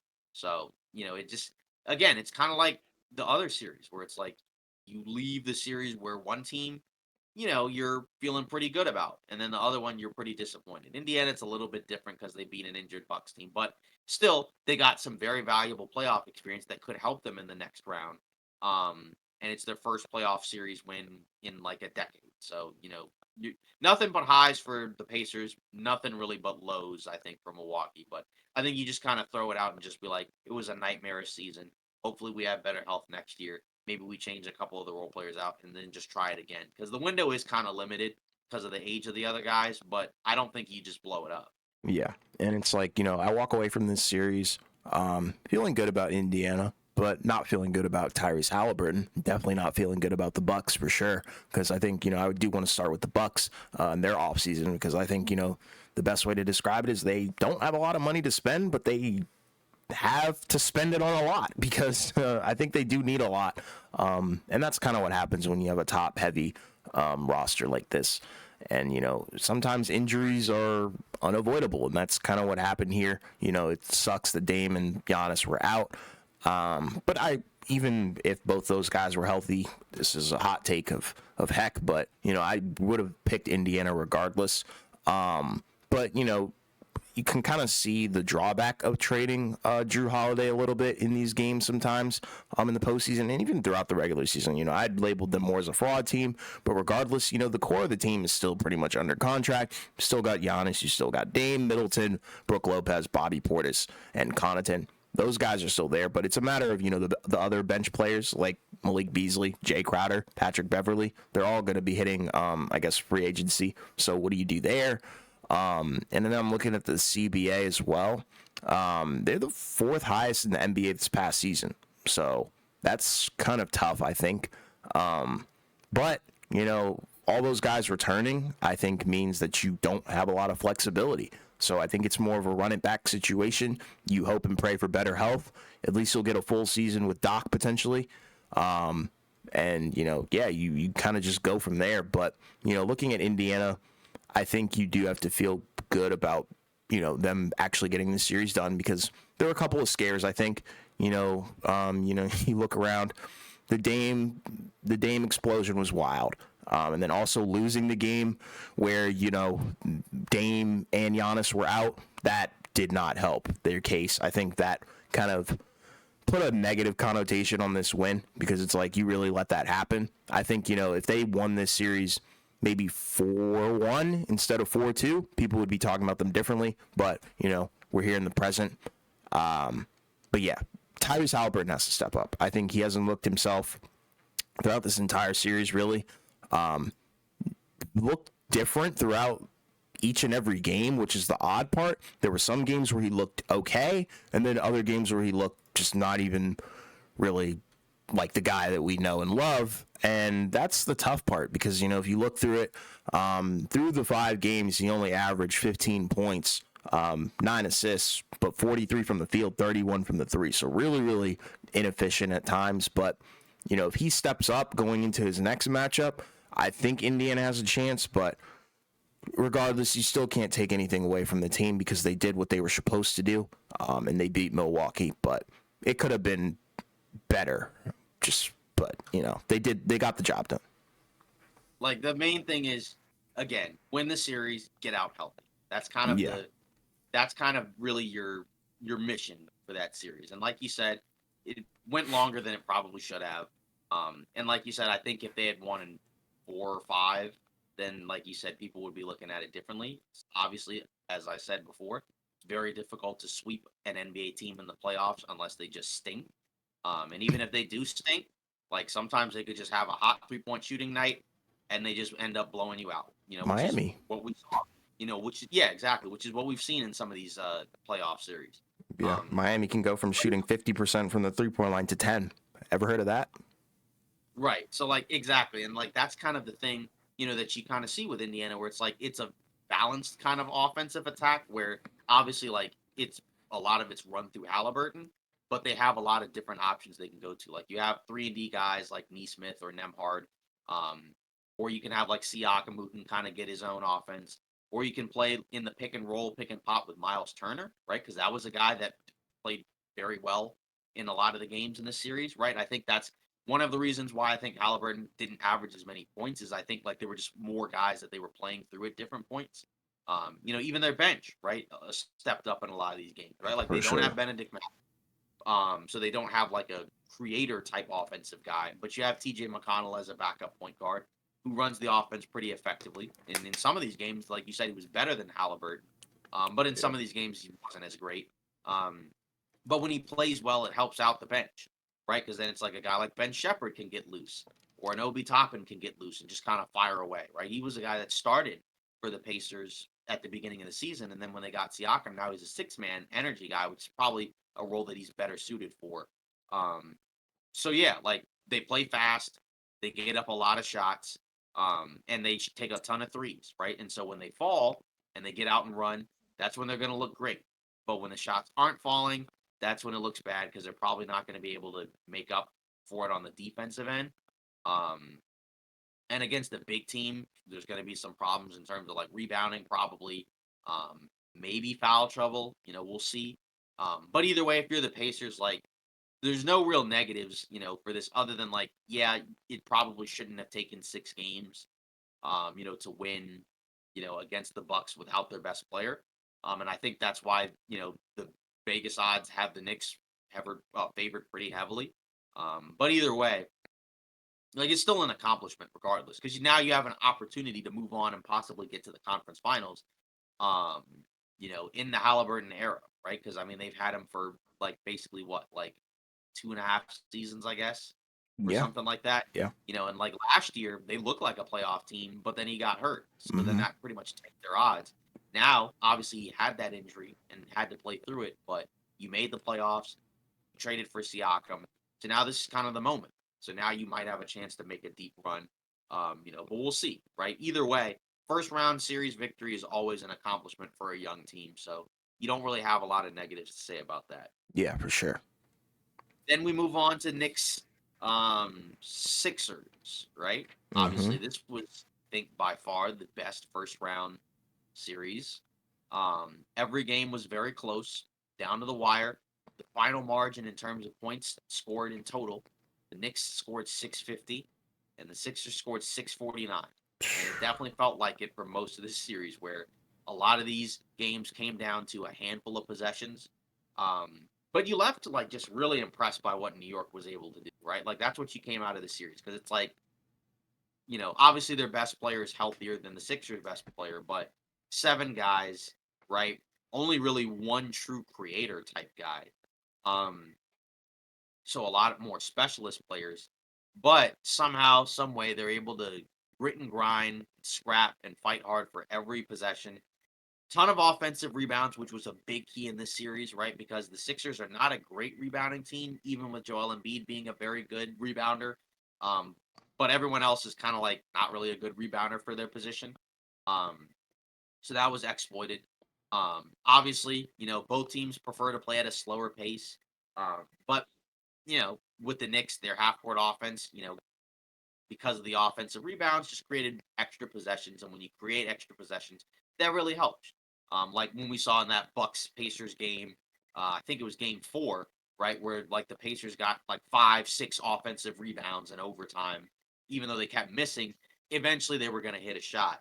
Yeah. Um, Brunson, obviously being the best player on the floor, tilted this series towards the Knicks as well. We know Embiid's situation, but that was part of the reason why we leaned towards New York, was because we knew Embiid wasn't himself, and he just typically isn't normally in the postseason, which I think sometimes kind of ties into why usually in the playoffs he doesn't look quite like how he does in the regular season. Mm-hmm. He had some pretty good games in this series, for the most part, and I think good in the sense of like you wouldn't have expected it with a guy coming off of a meniscus injury, like you said, a surgically repaired knee.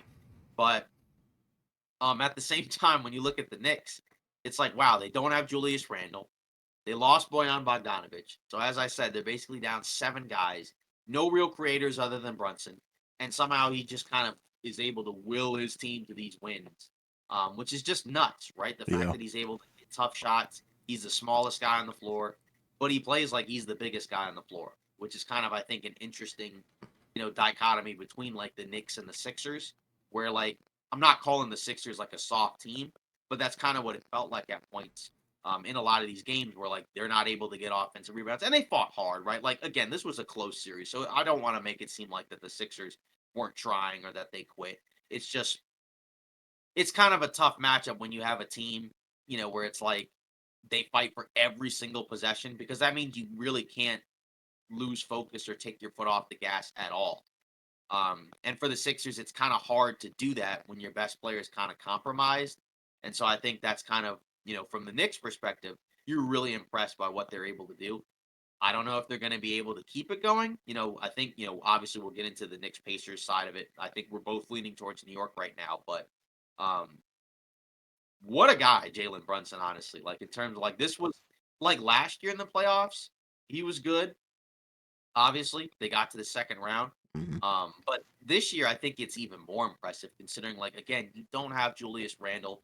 I think the group fits a lot better than last year's roster. And I think it sucks with Randall's injury because I think if he were healthy, like, I think you have the makings of like a real serious challenger for Boston in the East. Not saying Yeah. we would pick them to win, because we know Randall has had some playoff struggles. But I think just the fit in terms of a lot of these guys just makes a lot more sense. It's just brutal that these guys have to play like 45 plus minutes, like literally every single game. I mean, DiVincenzo played all 48 minutes, and like even before that, like guys were playing like 48, 50 minutes, 53. It's just brutal, and I just don't know how they can keep it up, but somehow they keep finding ways to do it. So from the Knicks' perspective, I mean, you're just left just kind of in awe, like just how hard these guys are playing. Because even like in the fourth quarters of some of these games, like they were looking like they were on the verge of giving away a lot of these games in the fourth, and then they would somehow just find a way to get it right back. Like they gave away the game in game five. I mean, Tyrese Maxey scored 8 points or whatever in like or 7 points in 28 seconds. But like, just the missed free throws, not fouling when up three. They didn't make that mistake this time around, so that lets you know they knew that was a mistake.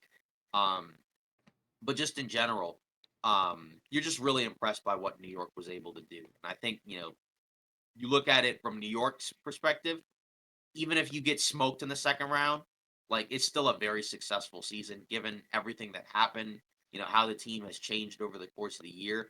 And you're kind of just left like, this is a New York moment. Like this is a big moment for, the Knicks, who've kind of been just a bad, irrelevant team for a while, but now they have an actual team that their fans can get behind, that they can root for, that I think they love. Like this is probably, if I had to guess, like, probably like one of Knicks fans like most favorite teams of like the last, I don't know, 25 years or whatever. Yeah. Um, and Brunson now he's kind of become like a big part of New York sports culture. It's like this guy just comes in and completely changes the culture of his team and just kind of lifts the franchise up after they just were basically nothing. So now, like, you just feel a lot of like really positive vibes in New York now. And we'll get into Philly, soon. But again, like some of the other series, it's a different vibe. Yeah. And it's kind of wild to think about what the Knicks' approach was coming into this game six. Very interesting because I think, they picked their poison because they knew their antidote. Like, they knew what they needed to do, and they pretty much executed, especially in the fourth quarter. They showed up. They kind of knew what the game plan was, especially against a guy like Jalen Brunson. He's going to draw the attention of all the defense 24/7, and that's exactly what Philly did. They played right into New York's hands, and what do you know? Another wide open Josh Hart three. That's something that, I talked about, around game three in the series, where why are we leaving guys wide open? If Philly really wants it, I get it. You got to take Jalen Brunson out the game, or at least try to. But you can't leave guys like DiVincenzo and Josh Hart open. And another thing that I love that New York did on defense, in this game specifically, they did not put Hart on Maxi. They put DiVincenzo on Maxi, which is interesting because I think he's a worse defender. But his job was kind of easier because I think, they threw a lot of help. He's a little more athletic, I Yeah. think, than Josh Hart. And they threw a lot of help in Maxi's way because I think, the key here was, give Embiid whatever he wants. They kind of just let Hartenstein and Mitchell Robinson kind of take him one-on-one. And then, they kind of threw doubles here and there when they were trying to stop the bleeding at points. But with New York, they really just clogged the paint up for Maxey, and, he was kind of just chucking stuff up. And that's where you really like what the Knicks did because, they knew Embiid was hobbled, and they took advantage of that as they should. Because normally, if Embiid was not hobbled, then you're never going one-on-one with Joel Embiid and Hartenstein. Yeah, they So, attack them, and that's what you should yeah. do, like you said, when you're going against a hobbled guy. Is you have to go right at them and kind of test, how they're able to hold up. Because we saw at different points, you could tell Embiid was kind of laboring in spots, and again, he played well, in a decent amount of these games, including a 50-point game. But again, your best guy is hobbled. It's kind of tough because that means you have to have other guys step up who may not always step up. And from the Sixers' perspective, right, especially in this last game, like that's the wild part is that like the Knicks got almost nothing from their bench, Mm-hmm. in the game six, right? I mean, like you look around and like I guess in the really only came in the fourth quarter, right? Because like Mitchell Robinson had a dunk, Deuce McBride had a three off a screen or whatever, and that kind of was and like the three was kind of at a key time because like they rested Brunson in the fourth quarter at one Yeah. point to kind of get him a breather, which would really paid off because in his game it's a gamble because you could risk just completely getting destroyed in the non-Brunson minutes and then the game's over, or you buy him enough time. I think when he came back in, I want to say it was a tie game, Yeah. and then obviously he had just enough to get him over the hump, to pull it out because he had a great close to the game in Yeah, it terms was of his scoring. beautiful. Exactly. So that that's kind of something that right, like he comes back in and then hits two threes. Yeah. Obviously gets to the line a decent amount, but yeah, that's kind of the key I think to this series. But it's just wild because again, 7 guys for the Knicks, and their bench guys really weren't that good in this game. Like McBride was good in the previous game, but he was not good in this game. He was a minus 17 in a 3-point game, which lets you know he wasn't that great because he was 1 for 4, right? Like so much of him, he's a 3-and-D guy, and so if he's not hitting his shots and not playing great defense, then that's a problem, right? But then the starters for this game, like DiVincenzo, had a huge bounce back game because he was bad for a good chunk of this series. Yeah. But like you said, he guarded Tyrese Maxey and limited him. He got some key stops and possessions, both in terms of steals and blocks, and just regular defensive stops. Hit some timely shots. Made the free throws, right? That kind of closed the deal. Um, and kind of put the door shut, right? The Knicks had to make sure that they didn't blow this game again, right? Because like to be fair, you could say Game 5 was kind of payback for what happened in Game 2, because the Knicks probably shouldn't have won that game. But that's the thing; they've been able to, win a lot of games where it just feels like they shouldn't, and I think that bodes well for them against a team like Indiana, where like you said in the live stream, like Indiana kind of has two different types of play. Either they play really well and they're kind of running you off the floor, or they're playing relatively poorly and then they get run off the floor. And that's kind of the key, against this Knicks team where you're going to have to play pretty composed basketball and you're going to have to slow the game down. So we'll see what happens. But on the Philly side, just feels like another, you know, just kind of like you said, same script, different year. We had a guy in the chat, Keith Wells. He mentioned, like same coach or different coach, same result. And Yeah. that's kind of the thing that sucks if you're Philly, right? Where you made some changes to your roster, right? Like because last year, what happened? They had Harden, and initially it looked cool, and then they flamed out in the playoffs against Boston. Right? Like both Embiid and Harden stunk, in that Game 7, and honestly in the Game 6, where they should have closed out Boston, in the game before. Right then, obviously Harden, he had his issues with the Sixers front office, so he wanted out. They moved him, and they made the trade, and it looked good for both teams initially, right? Because the Clippers were winning a lot of games with Harden, and the Sixers were winning a lot of games without Harden, right? Where, like you said, it elevates Tyrese Maxey to a role, that he's growing into, right, as a co-star, the second guy. that you can kind of build around, right? Like you have a duo with Embiid and Maxi that looks really good and it looked great during the regular season. Um, but then unfortunately, much like previous years, something happens, right? Either Embiid is hurt, which is what happened this year, Hmm. right? Meniscus tear, missed a lot of time, right? They were 31-8 before he got hurt. Then they lose a ton of games while he's out. They fall into the play-in, and then they just face a tough matchup against a team that's just probably just a lot grittier than them. And Embiid was hobbled, so he had some good games. Right, like he was good in this game, in the elimination game, 39-13 after a bad performance, I think, in game 5, right? Like he was good in OT, but if they lost the game in regulation, like I think a lot of people would have come at his head in terms of how he played. Um, but you're also understanding like, the issues he's playing through. So that's the other factor. But that's kind of the tough part with Philadelphia, where it's like, how many more times can you keep doing this over and over and over again? Where Yeah. you probably know how these years gonna end, Yeah. right? How Where many it's gonna times do we have to teach you this lesson, old man? Literally. right. Exactly, where it's like, it's gonna end in disappointment, either because of injury or just because of just poor performances and flameouts, or both, right? So that's kind of what happened this year. Again, I think the bright spot is Tyrese Maxey, right? Because obviously he was great this season. Hmm. Embiid had his best statistical year before his injury, so that's a nice bright spot as well. Oubre, I think, played pretty well for them overall. You got a lot of value, I think, out of a minimum contract, which is always cool. Um, Lowry, right, played well for them in spots, but the last couple of games he was not that great. Kind of looked more his age. I think just he probably shouldn't be a starter on a playoff team. Yeah. And I think not having DeAnthony Melton healthy probably hurts because that probably would have been the guy that would have started because he's more of a 3-and-D guy that can do it a little bit better than Lowry or at least a little bit more consistently. Um, and then you look around, Cameron Payne, kind of a random guard to have, but he had his moments. But started off cool, but then kind of cooled off. Yeah. Batum was a solid role player for Philly. In this game. Um, and then Buddy Hield, right? Just kind of weird because they traded for him at the deadline. And then just kind of flamed out, right? Went out really well, right? At 20 points in a do or die elimination game after literally getting DNPs. But it's just weird because it felt like they had a decent trade deadline, but it was just kind of harmed by the Embiid's injury, where we just didn't get to see a lot of what it would have looked like at full strength. Would it have been good enough to come out of the East? Maybe. We just don't know because that's kind of one of the issues with building around a guy like Joel Embiid is he's just never healthy. It sucks because he's a really good player, but it's probably just not going to get better at this point. So, I think they're still going to retool. But how do you retool around this roster? Like I said, I think you have some good cornerstones.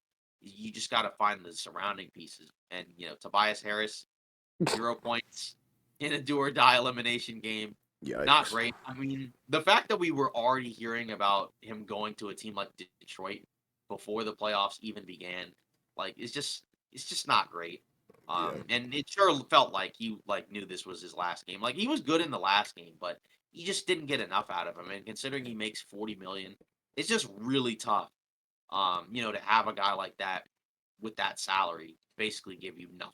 Yeah. Um, Took two and that shots. yeah, that's the other part. He didn't even shoot, Yeah. which is just nuts. But I think he's also just not a good fit on this roster. I think he probably just would prefer at the 4 to have like more of like a 3-and-D stretch 4 type guy, as opposed to like a scorer at the 4. You know what I mean? Yeah. I just don't know. I don't like the fit, but he's also just not a max guy. So I think for Philly, it probably makes sense to move on from him and open up that cap space. It's just who's going to come here. Like that's kind of the question. Like who's going to come here and accept the fact that like the same script, different year is going to happen again? Like who's that going to be? Is Paul George okay with that? Is he all right with leaving the Clippers, which has kind of a similar script, but instead of Los Angeles, it's Philadelphia? Right. I don't know about right, especially Yeah. from LA. Is it Yeah. Clay Thompson? I don't think so, but No. you never know. Like, and then after that, who else? Is it somebody you trade for? Is it somebody we're not thinking of? I don't know. But obviously Maxi, he's gonna get his max deal, no pun intended. And he's gonna be worth it. Yeah. But after that, I don't really know, like what else you should probably do. it just feels like it might help if you get like an additional consistent offensive option. But it could also just be as simple as like just getting another role player that's just a better fit than some of the guys you currently have on the roster. Like Yeah. you may not necessarily have to go star hunting because you have your second guy in Maxi, and it's just a matter of you assume he's only going to get better. So how do you kind of build and optimize around those two guys? And that's probably what the approach should be. It's just again, are they realistically going to be able to get to where they want to go? Because there's just so many questions about the health of your main guy, and it's just probably not going to get better. Yeah. Well, the thing that they do have to look forward to, I think, in the offseason is really all the expiring contracts that they are going to have kind of pile up. Although it doesn't necessarily mean, that that's free cap space or whatever, because, they're going to have to sign with other teams or, they get renounced or whatever like that. But, like you said, Maxi's going to get paid. I think you do have to make some decisions about like a guy like maybe Buddy Hield.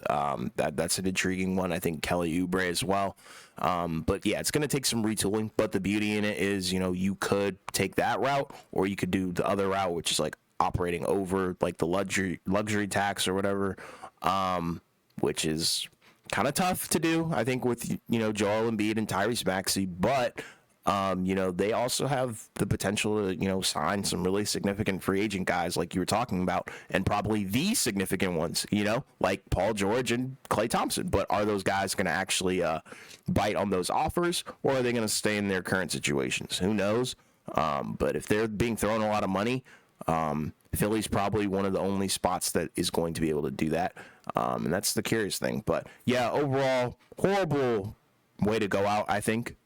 Great series, though, for sure. Fought tooth and nail, but still, I don't think you would want to lose to New York in the first round, especially when you were kind of coveted as the team that nobody towards the top wanted to play. Thing is, like, the Knicks clearly weren't afraid of this team because, Yeah. they in that last game of the regular season they were going for it, right? They were playing the Bulls, who didn't really have anything to play for, because they were locked into their seed. But obviously, you'd like to go out on a good note in terms of winning your last regular season game. But the Knicks, had they lost, they would have dropped, right? Because they ended up being the 2 seed. And if they had lost, I think they would have been either three or I think they would have been three. Right. And that would have put them, in the matchup against Indiana, right? So that obviously would have changed in the first round, right? But they were like, we're okay with playing Philly, Right. right? And clearly they were right, and we both leaned towards Philly because we knew Embiid was not 100%, and if he's not 100%, you're probably not going to win the series. So now we have some, more, I guess, upcoming games, right, that are going to be potential wrap ups for the first round series, right? So we have Cavs Magic Game 6, Clippers Dallas Game 6, right? Obviously the winner, right? Winner of Cavs Magic takes on the Celtics. Winner of Clippers Mavs takes on Oklahoma City. So I guess the question is, like, are we expecting these teams to close out the series and move on to the next round? Or do we think it could go do a game 7 and maybe it's an upset? Obviously the Cavs lead 3-2, the Mavs lead 3-2. So, I think on the live stream we were kind of saying we thought that Cavs Magic probably goes to 7, where Orlando at home probably is able to pull out another win. But that the Mavs may be able to clip out the Clippers in game 6, and move on to the next round. Yeah. So, I mean, we'll see. Because, like, honestly, those series have gone back and forth. Obviously, for Cavs Magic, the home teams have been able to win at home, and the road teams have not won on the road. Yeah. But then in the case of Clippers Mavs, like, we've seen the home team lose like 3 times. Like, so half the series, the home team lost. Like, the Mavs lost 1, and I think the Clippers lost 2. And that's kind of the other issue for the Clippers. If it gets to a game 7, you're just not going to have a real home court advantage because their crowds are kind of just a little wishy-washy, right? Yeah. Like, They're when very it's the Lakers, transient. yeah, when it's the Lakers there in a home game and it's like a game 7, they're going to show up and every seat's going to be packed and it's going to be loud and it's going to be energetic, assuming they're winning or being Yeah. competitive. Yeah. But For it's sure. the Clippers, it just doesn't feel the same, which is probably why it's going to benefit them once they go into their next arena. But for the Clippers, they're kind of on life support right now, basically, because they don't have Kawhi, presumably for this game 6. And you can tell they really need him because when Paul George and Kawhi don't play well, you have no chance, which makes sense because they're not number one guys. And when they play well, I don't think it's a coincidence that when they play well, even without Kawhi, they've been able to win. And when they Yeah. don't play well, and we see them do what they did in those couple of losses, yeah, it's not good. Yeah. So your thoughts? I think you kind of said on the live stream, what I said, but just kind of reiterate, I guess. Yeah, I mean, with the Clippers Mavs, the way that I'm feeling about it is, the Mavericks, Luka's got to be the best player on the court, and you can take the game. I'm expecting it to kind of be closer than the last game that we saw, which was very one-sided. And I'm really expecting Paul George and James Harden to kind of step up the play because I think that's what you need if you're the Clippers. And there should be a sense of desperation, I think, from the Clippers because your season is on the line, and I think you don't want to end this season in another failure. But the problem with the Clippers is, I think any time they're not in the finals at this point is pretty much a failure just because of how much hype has been built up with this roster and as currently constructed, the guys that you have around the two superstars, even the three, I guess, if you can really consider Harden one if you wanted to. But I'm really expecting the Mavs to close this one out. But I think it's going to be a dogfight similar to what we saw in the Philly Knicks game. So that should be interesting. But for Cleveland and Orlando, that's a tough one. I think Orlando's probably going to take it in 7, so I think they're going to win at home. I'm expecting Paolo to have a huge game. Franz, I'm expecting to actually show up, and then it'll go to Game 7 for sure. But that's how I feel about it. Yeah, I'm kind of the same with you. I feel like we're going to be headed for a Game 7 with the Cavs match. When I had Cleveland winning the series, but it would not shock me at all if Orlando, held home court and won. Yeah. That Game 6. So yeah. And then moving on, I guess to kind of wrap up the playoff stuff so far, we got some second round matchups, obviously. So we have in the West, we got Nuggets Wolves, right? So obviously we don't have the other first round matchup quite yet. But then in the East, that one we have Knicks Pacers, right? And obviously the Celtics, we don't know who they're gonna play because Cavs Magic isn't done. So I guess as a quick little thing, Nuggets Wolves, obviously there's a lot to look at because we kind of talked about it a little bit after the Lakers eliminating the Nuggets segment of this podcast. Mm-hmm. What are we kind of expecting? Because I feel like we're kind of expecting the Nuggets to win, but I guess if there's a world where Minnesota wins, what kind of has to happen? Like other than the obvious of like Ant-Man kind of playing Jokic, if not to a draw, like somewhere close. I would probably go with, maybe Towns really being the second best player on the floor, which I think is a really, really tall task. The recipe for success is going to be Jaden McDaniels playing stellar defense, kind of similar to what he did against the Phoenix Suns. And then also Karl Anthony Towns not just settling for threes, which is going to be tough considering who's going to be on him. I'm not sure how they're going to do that one.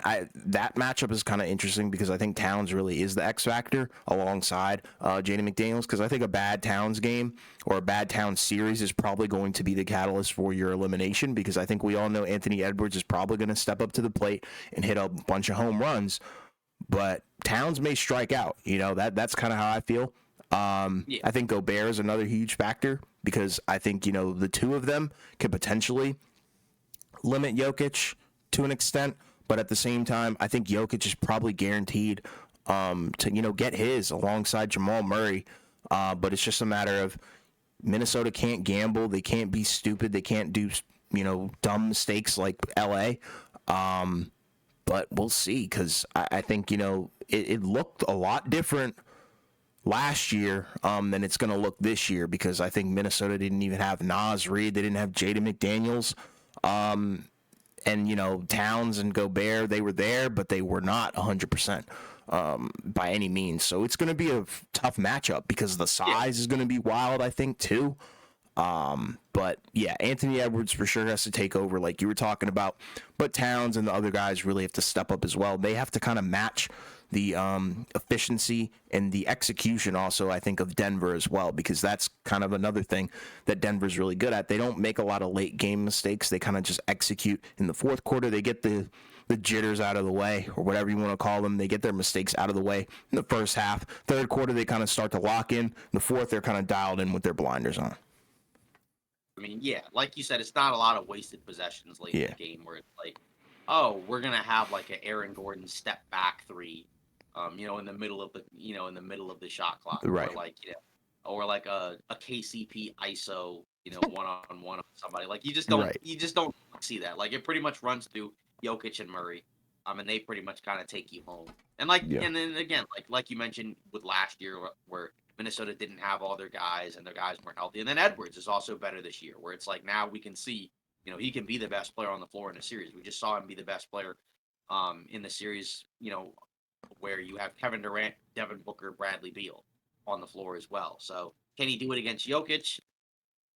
We'll see. I mean, I think that's kind of where like it's kind of hard to pick Minnesota, but like I don't think you can completely count them out because if he does take his game to another level, that can kind of tilt the series. And then also like Minnesota's bench, I think technically you would say is probably better They're deeper for than sure. because the Nuggets just don't really have a lot of depth outside of their starting five that they consistently trust. If their bench plays better than they played against the Lakers, then that can also kind of tilt the series towards the Nuggets, where it may be less of a competitive series. Because obviously, for the Nuggets, if you win the non-Jokic minutes, you're probably going to win the game. Um, and I think some of that will help if you get good production from the bench guys. So I think that's going to be a factor. But then, also Michael Porter Jr., like, what is he doing this time around? Because there wasn't really a guy on the Lakers that could really match up with him, either physically or just defensively, just because of his height, his length, and his shooting ability. But on Minnesota, like you said, there's a lot more size. There's some more athletes, some quicker guys that you can kind of put out there to maybe at least bother him. And that's kind of what I want to see from Minnesota, where can you limit that guy? Because, obviously, like Aaron Gordon's their third best player, right? But at the same time, like Michael Porter Jr., if he plays well, probably not beating Denver, right? Assuming like you get good games from, Look at the the other guys. Lakers. Yeah, exactly. So that's kind of what you have to look at. So I think we're both leaning towards the Nuggets, right? I think we both said, Nuggets in 6, maybe 7, Yeah, right? I would say Because I think, 7. I think it's going to be a yeah, 7-game series if Anthony Edwards continues his play. If Anthony right. Edwards comes up short, then we're looking probably 5 or 6. Yeah, because I think that's what we're looking at. I think Yeah. because we're expecting big things from Ant-Man. Because again, he had a great season, played great in his first, playoff matchup as like the guy, right? Where I know last year, I guess you kind of say, and he was in the playoffs before, but like, I think this year was kind of the first time that everybody was focused on it because Yeah. nobody expected, you know, Minnesota to do anything against Denver last year, right? Right. Like I know you thought maybe they upset them, but like Yeah, just that in was general, me. I but was like, that but guy. like, but like either way, like like there was no pressure, Yeah. right? But like this time around, there was pressure against the Suns, especially because a lot of people favored the Suns in that 3-6 matchup, right? And he just destroyed the Suns. Yeah. Is it? I feel like it's still going to look at least a little bit different because I just think the Nuggets are a much more serious team than Phoenix and just a better team, more cohesive 100%. unit. None of that Um, minimum contract BS, where you have 3 stars and everybody else is just mid at best. Right, and just more cohesion as well, right? Like Yeah. better coaching, better structure, just overall better talent. Yeah. So that's where it probably is going to be tough. And Denver has home court, but we'll see. Because if Minnesota steals one of the first 2 games, that's their best bet at winning the series. Because we know they're going to have to win at least one in Denver, and it's generally better to get it out of the way in one of the first 2 games as opposed to later on. But if they get smoked right in the first couple of games, that's where it's probably going to be tough. But again, Denver's always been a tough place to play. And I do kind of wonder because, like, we said about the Lakers, where they pushed the Nuggets in this series, and they may be going into the series a little bit more hobbled than you would have liked if you're the Nuggets. But then you also factor in Jamal Murray was bad for 4 of the 5 games for the most part against the Lakers, and from an efficiency standpoint, what if he all of a sudden just turns it up and just pops off against the Timberwolves, right? Because those are the type of games where it's tough. Because if Jamal Murray plays like goes from like an all-star guy to like an all NBA guy, plus the production from other guys, that's where it becomes really tough. So a lot of key factors and variables in that matchup. But I think we're both leaning towards the Nuggets. But we expect it to be a competitive series, Yeah. probably the best series of the second round. Maybe depending on who else comes out of these other Yeah. remaining series. Yeah, and it's crazy to think that Minnesota's taken that step because this is kind of the Minnesota that I thought we were going to get last year, but Right. what it is. But Yeah. it's also hilarious that the president of basketball operations, Tim Connolly, who's the Timberwolves one, he's also the former Nuggets one who built that team. It's just funny that now, like, he set the standard, and now they're kind of going up against that standard of the NBA, especially in the West.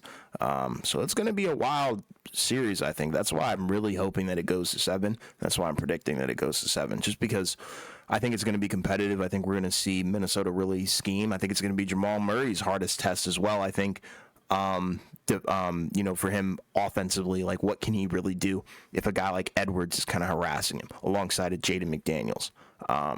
And it's going to be interesting because I think the X factor here, I really want to say it's probably MPJ, but at the same time, I think I'm going to lean with Aaron Gordon because I think he has the potential to kind of swing the balance of these games because I think they're probably going to look to take MPJ out and do like closeouts and kind of just run him off the floor, which you have to give MPJ credit for because when he's been ran off the floor, off the three-point line, he's actually produced very well. Like, he's been getting to the rack. He's been actually passing, which is a huge improvement. Yeah. And even pulling up and stepping back for mid ranges. So that's something to also watch because I think he's progressed tremendously throughout this season. So we'll see what Yeah. happens, though. I think you're right. I think he's really impressed a lot of people, in terms of his play, Yeah. this season and then in the first round. Because, like you said, last year it felt more so like, oh, he's mainly just shooting threes, and if they're not falling, he's just not really doing much else. Yeah. But this time around, like you said, he's rebounding, he's making the extra swing because he had a play. I think it was, can't remember which game it was in the Lakers series where like it was a fast break and he kind of had an option, like he pulled up for three, but then passed out of it and gave it to Aaron Gordon. I think it was for the shot around the Yes. basket, which if that was last year or obviously any previous years, he probably would have shot it and it Yeah, would have he's looked Jack. bad. Yeah. Yeah, exactly. So that's another key. So and like you said, I think when we talked about the Lakers Nuggets series, right? There isn't like an AD necessarily on Minnesota, right? Mm-hmm. Like obviously Towns can play downhill, but he obviously has more of a preference for shooting from the perimeter. And then Gobert, obviously can be a presence on the interior, but not necessarily as like, a scorer. Like, he'll get putbacks, he'll get shots around the rim, backdoor cuts, whatever you want to call it. But like he's not a guy that's going to be averaging like 30 a game, Right. or anything like that, right? You're not running a lot of offense through Gobert. So I think really the bigs outside of Edwards, that's kind of the key because if they both play well on both ends of the floor, that may be enough where it's like, okay, if you're the Nuggets, maybe you're starting to run out of production, elsewhere to where maybe Minnesota might have too many guys, that are playing well. So we'll see. Mm-hmm. But that should be a really competitive series. Yeah. And then for Knicks Pacers, right? That's the other second round matchup. In the stream, right? We both lean towards New York. I think because again, the Knicks were, I think, the more impressive team. Personally, I think of the two matchups, right? Yeah. I think the issue going against Indiana is they're shorthanded, only 7 guys, not a lot of scoring outside of the starting group, and just not a lot of scoring, just period, right? That you can really rely on. Mainly Brunson as the scorer, and then the other guys are kind of hit or miss. It just kind of depends on the game. I think an interesting thing to look for is Josh Hart, his 3-point shooting, right? Because in some of these games, he had some big threes where, like you said, he's not just passing up open shots and just kind of just pump faking and doing whatever. He's taking Yeah. those shots. Like he basically kind of closed the game for the Knicks, right, by hitting that go ahead three. So obviously, we'll see what happens. But, at the end of the day, the bigs, how do they look? Right? Presumably they're not going to be in as much foul trouble this time around. Because even though the Pacers do have Siakam, and Miles Turner, so they have more, I guess, versatile bigs. Like they have more bigs and more versatile ones, but they're not in the same sphere of like, they're not going to get to the free throw line 10 plus times a game like Embiid does. So you don't have to worry about that. Even though, again, this time around, right, like there's a little bit more perimeter oriented play, right? Like obviously Miles Turner doesn't mind taking a high volume of threes, um, but he can also block shots and he can roll to the basket because he's a good athlete. So, we'll kind of see what happens there. Obviously, the defense for Indiana is going to be interesting, right? Because, again, they're not a great defensive team. And this is a different test from the Bucks, right? Because the Bucks don't have their best player, but the Knicks do. So obviously, again, comes down to who's going to be the best player in the series. What does Halliburton look like? Does he get more comfortable against the Knicks? Maybe he does, because again, it's a different type of team, but the Knicks, feel like at least right now a more cohesive team than Milwaukee because they have more guys that I think that they know and trust than the Bucks do. So, there's reasons. I think obviously for Indiana, if the offense just kind of overwhelms, then there's not a whole lot the Knicks can do, right? Because again, they're probably just not going to be able to have enough offense from their guys to be able to make up for it. But, you know, presumably they should be able to play stronger defense than Milwaukee. Get the boards, get extra opportunities. And then Brunson, I believe that he can, outplay anybody on Indiana. But we'll see, because again, it's tough. Some of these games where he's got to play 1-on-5 within some of these possessions. But we saw him do it against Philly. Maybe against Indiana, that might be a bridge too far because, like I said, I think there's more scoring options Indiana can look to, whereas Philly doesn't. But I think for now, also with home court, I think you got to lean towards New York. But I think Indiana can put up a fight. It's kind of funny because this series we had a lot of different thoughts from different people in the chat, right? Like the Homelander, he thought it would be a sweep. I think Keith Wells kind of thought it would be kind of like a series that the Knicks should probably win pretty handedly.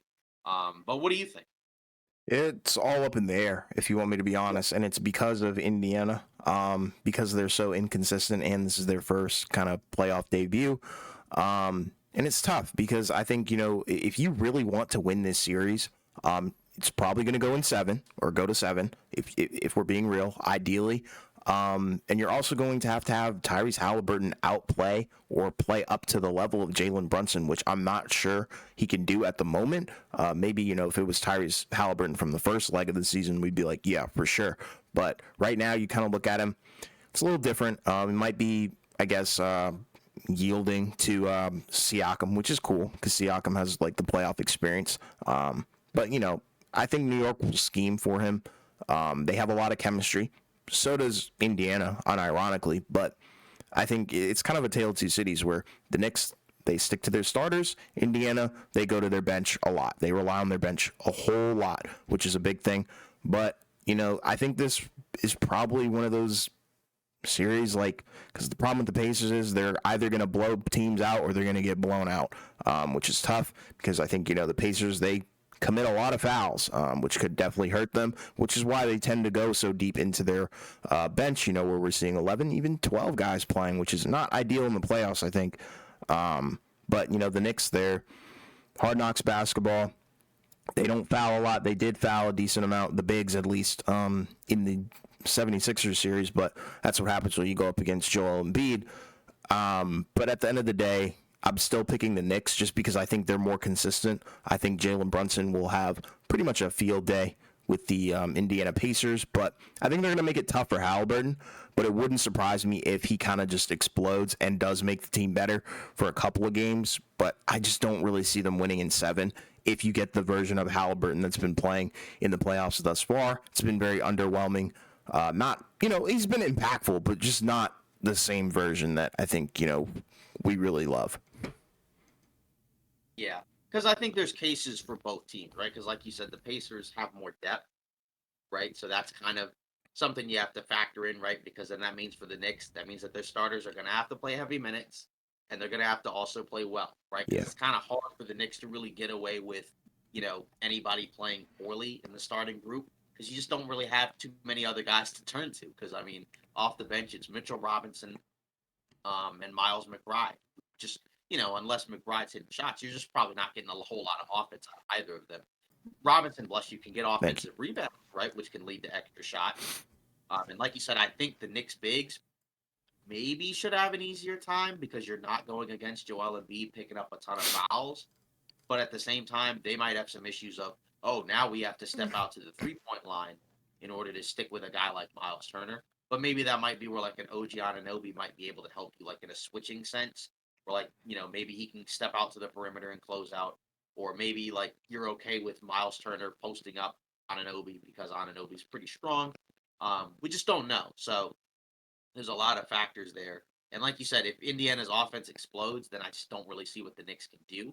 but at the same time, like the Knicks may have some better offensive performances because the Pacers defensively just aren't quite as good. But Yeah. you do kind of wonder because with the Knicks starting five with Josh Hart in there, you are kind of small compared to the Pacers group, right? Because the smallest player in the Pacers starting five, who is it? I guess the Neesmith, the Halliburton, Nemhart, all of those guys are like 6'5", 6'6". Hmm. Um, but you look at the Knicks, it's a more physical starting five, I think. So I Yeah. think that's kind of the other difference where, again, you're not going against, if you're the Pacers, this time you're not going against, like Lillard, and Patrick Beverly, who is not quite the defender that he once was, or Malik Beasley. Like the guards for the Knicks are a lot different defensively, I think, other than Brunson, of course. Than the Bucks guards, and then obviously like the forwards for the Knicks, a little bit different, right? Because it's not Bobby Portis at the four and then Lopez at the five. It's more like Josh Hart and OG Anunoby, or more mobile, more switchable. Um, but maybe they don't punish you inside as much. But we'll see. I'm curious to see if the Knicks actually play like an eighth guy, maybe. Like just to match what's going on. But at the same time, it seems like they're probably just going to stick with what they got. I mean, Achua was out there in one of those games, but like he competed hard defensively, but offensively he could not make a layup. He could not make Yeah. anything. I I don't doubt know. they go past, their normal rotation. And So that's the I think thing, like, like even if you look at their regular season series or whatever, I think, the Pacers won it 2-1, but some of those games, I don't really count. But Brunson kind of went off. That was the name of the game, pretty much, in all yes, those appearances. yeah. I mean that's the thing because like you're just looking at okay, like who on the Pacers is slowing down Brunson? Like you're assuming it's probably going to be like Nemhard or maybe Neesmith that spends time on Brunson, and then again for the Knicks, can the other guys around Brunson show up on offense? Like, do we get better versions of DiVincenzo because he wasn't good in this series, but maybe if he all of a sudden just has a better stretch where all of a sudden he's shooting like 40% from three on high volume, that can help out the Knicks offense a lot. He A guy scored like Anunoby, 38 on them in the regular season, so yeah, exactly. A guy like OG Anunoby, who was quiet early in the series but got better as the series went on. Maybe all of a sudden he becomes a more aggressive offensive player, or maybe the bigs, kind of give you some better performances, right? Because like Mitchell Robinson, he's not really looked at as a scorer, but he is getting offensive rebounds. But like, can he do anything other than get rebounds? I mean, he's blocking shots and playing good defense, but I don't know. Also, like his ankle, maybe it's just bugging him enough to where like, and he's not an offensive player anyway, right? yeah, Like he doesn't shoot free throws, he doesn't score in the post. He's mainly like a dump off guy, put back guy. yeah, for He's sure. not running a lot of plays for him, but he's still a valuable player to have. So if the bigs can be on the floor, because again, the Pacers will spread you out, so that could be a problem for the Knicks bigs, where if they just get baked from the 3-point line, by the Pacers bigs, that's going to be an issue. Yeah, And then Obi Toppin right off the bench. Does he have a revenge series where he's been shooting the ball pretty well, from three, which he wasn't really doing as much as a Nick. And now he's like an energy guy. So, and again, like the Knicks, who's their energy guy off the bench? I guess it's McBride. yeah, Maybe I would say so. Robinson. I don't know. Like that's kind of the thing that I'm wondering is, but you just never know because the Sixers defensively I think are much better than Indiana, even though like it's a weird team, but like they're much better. Like when they were healthy, they were one of the best defensive teams in the NBA.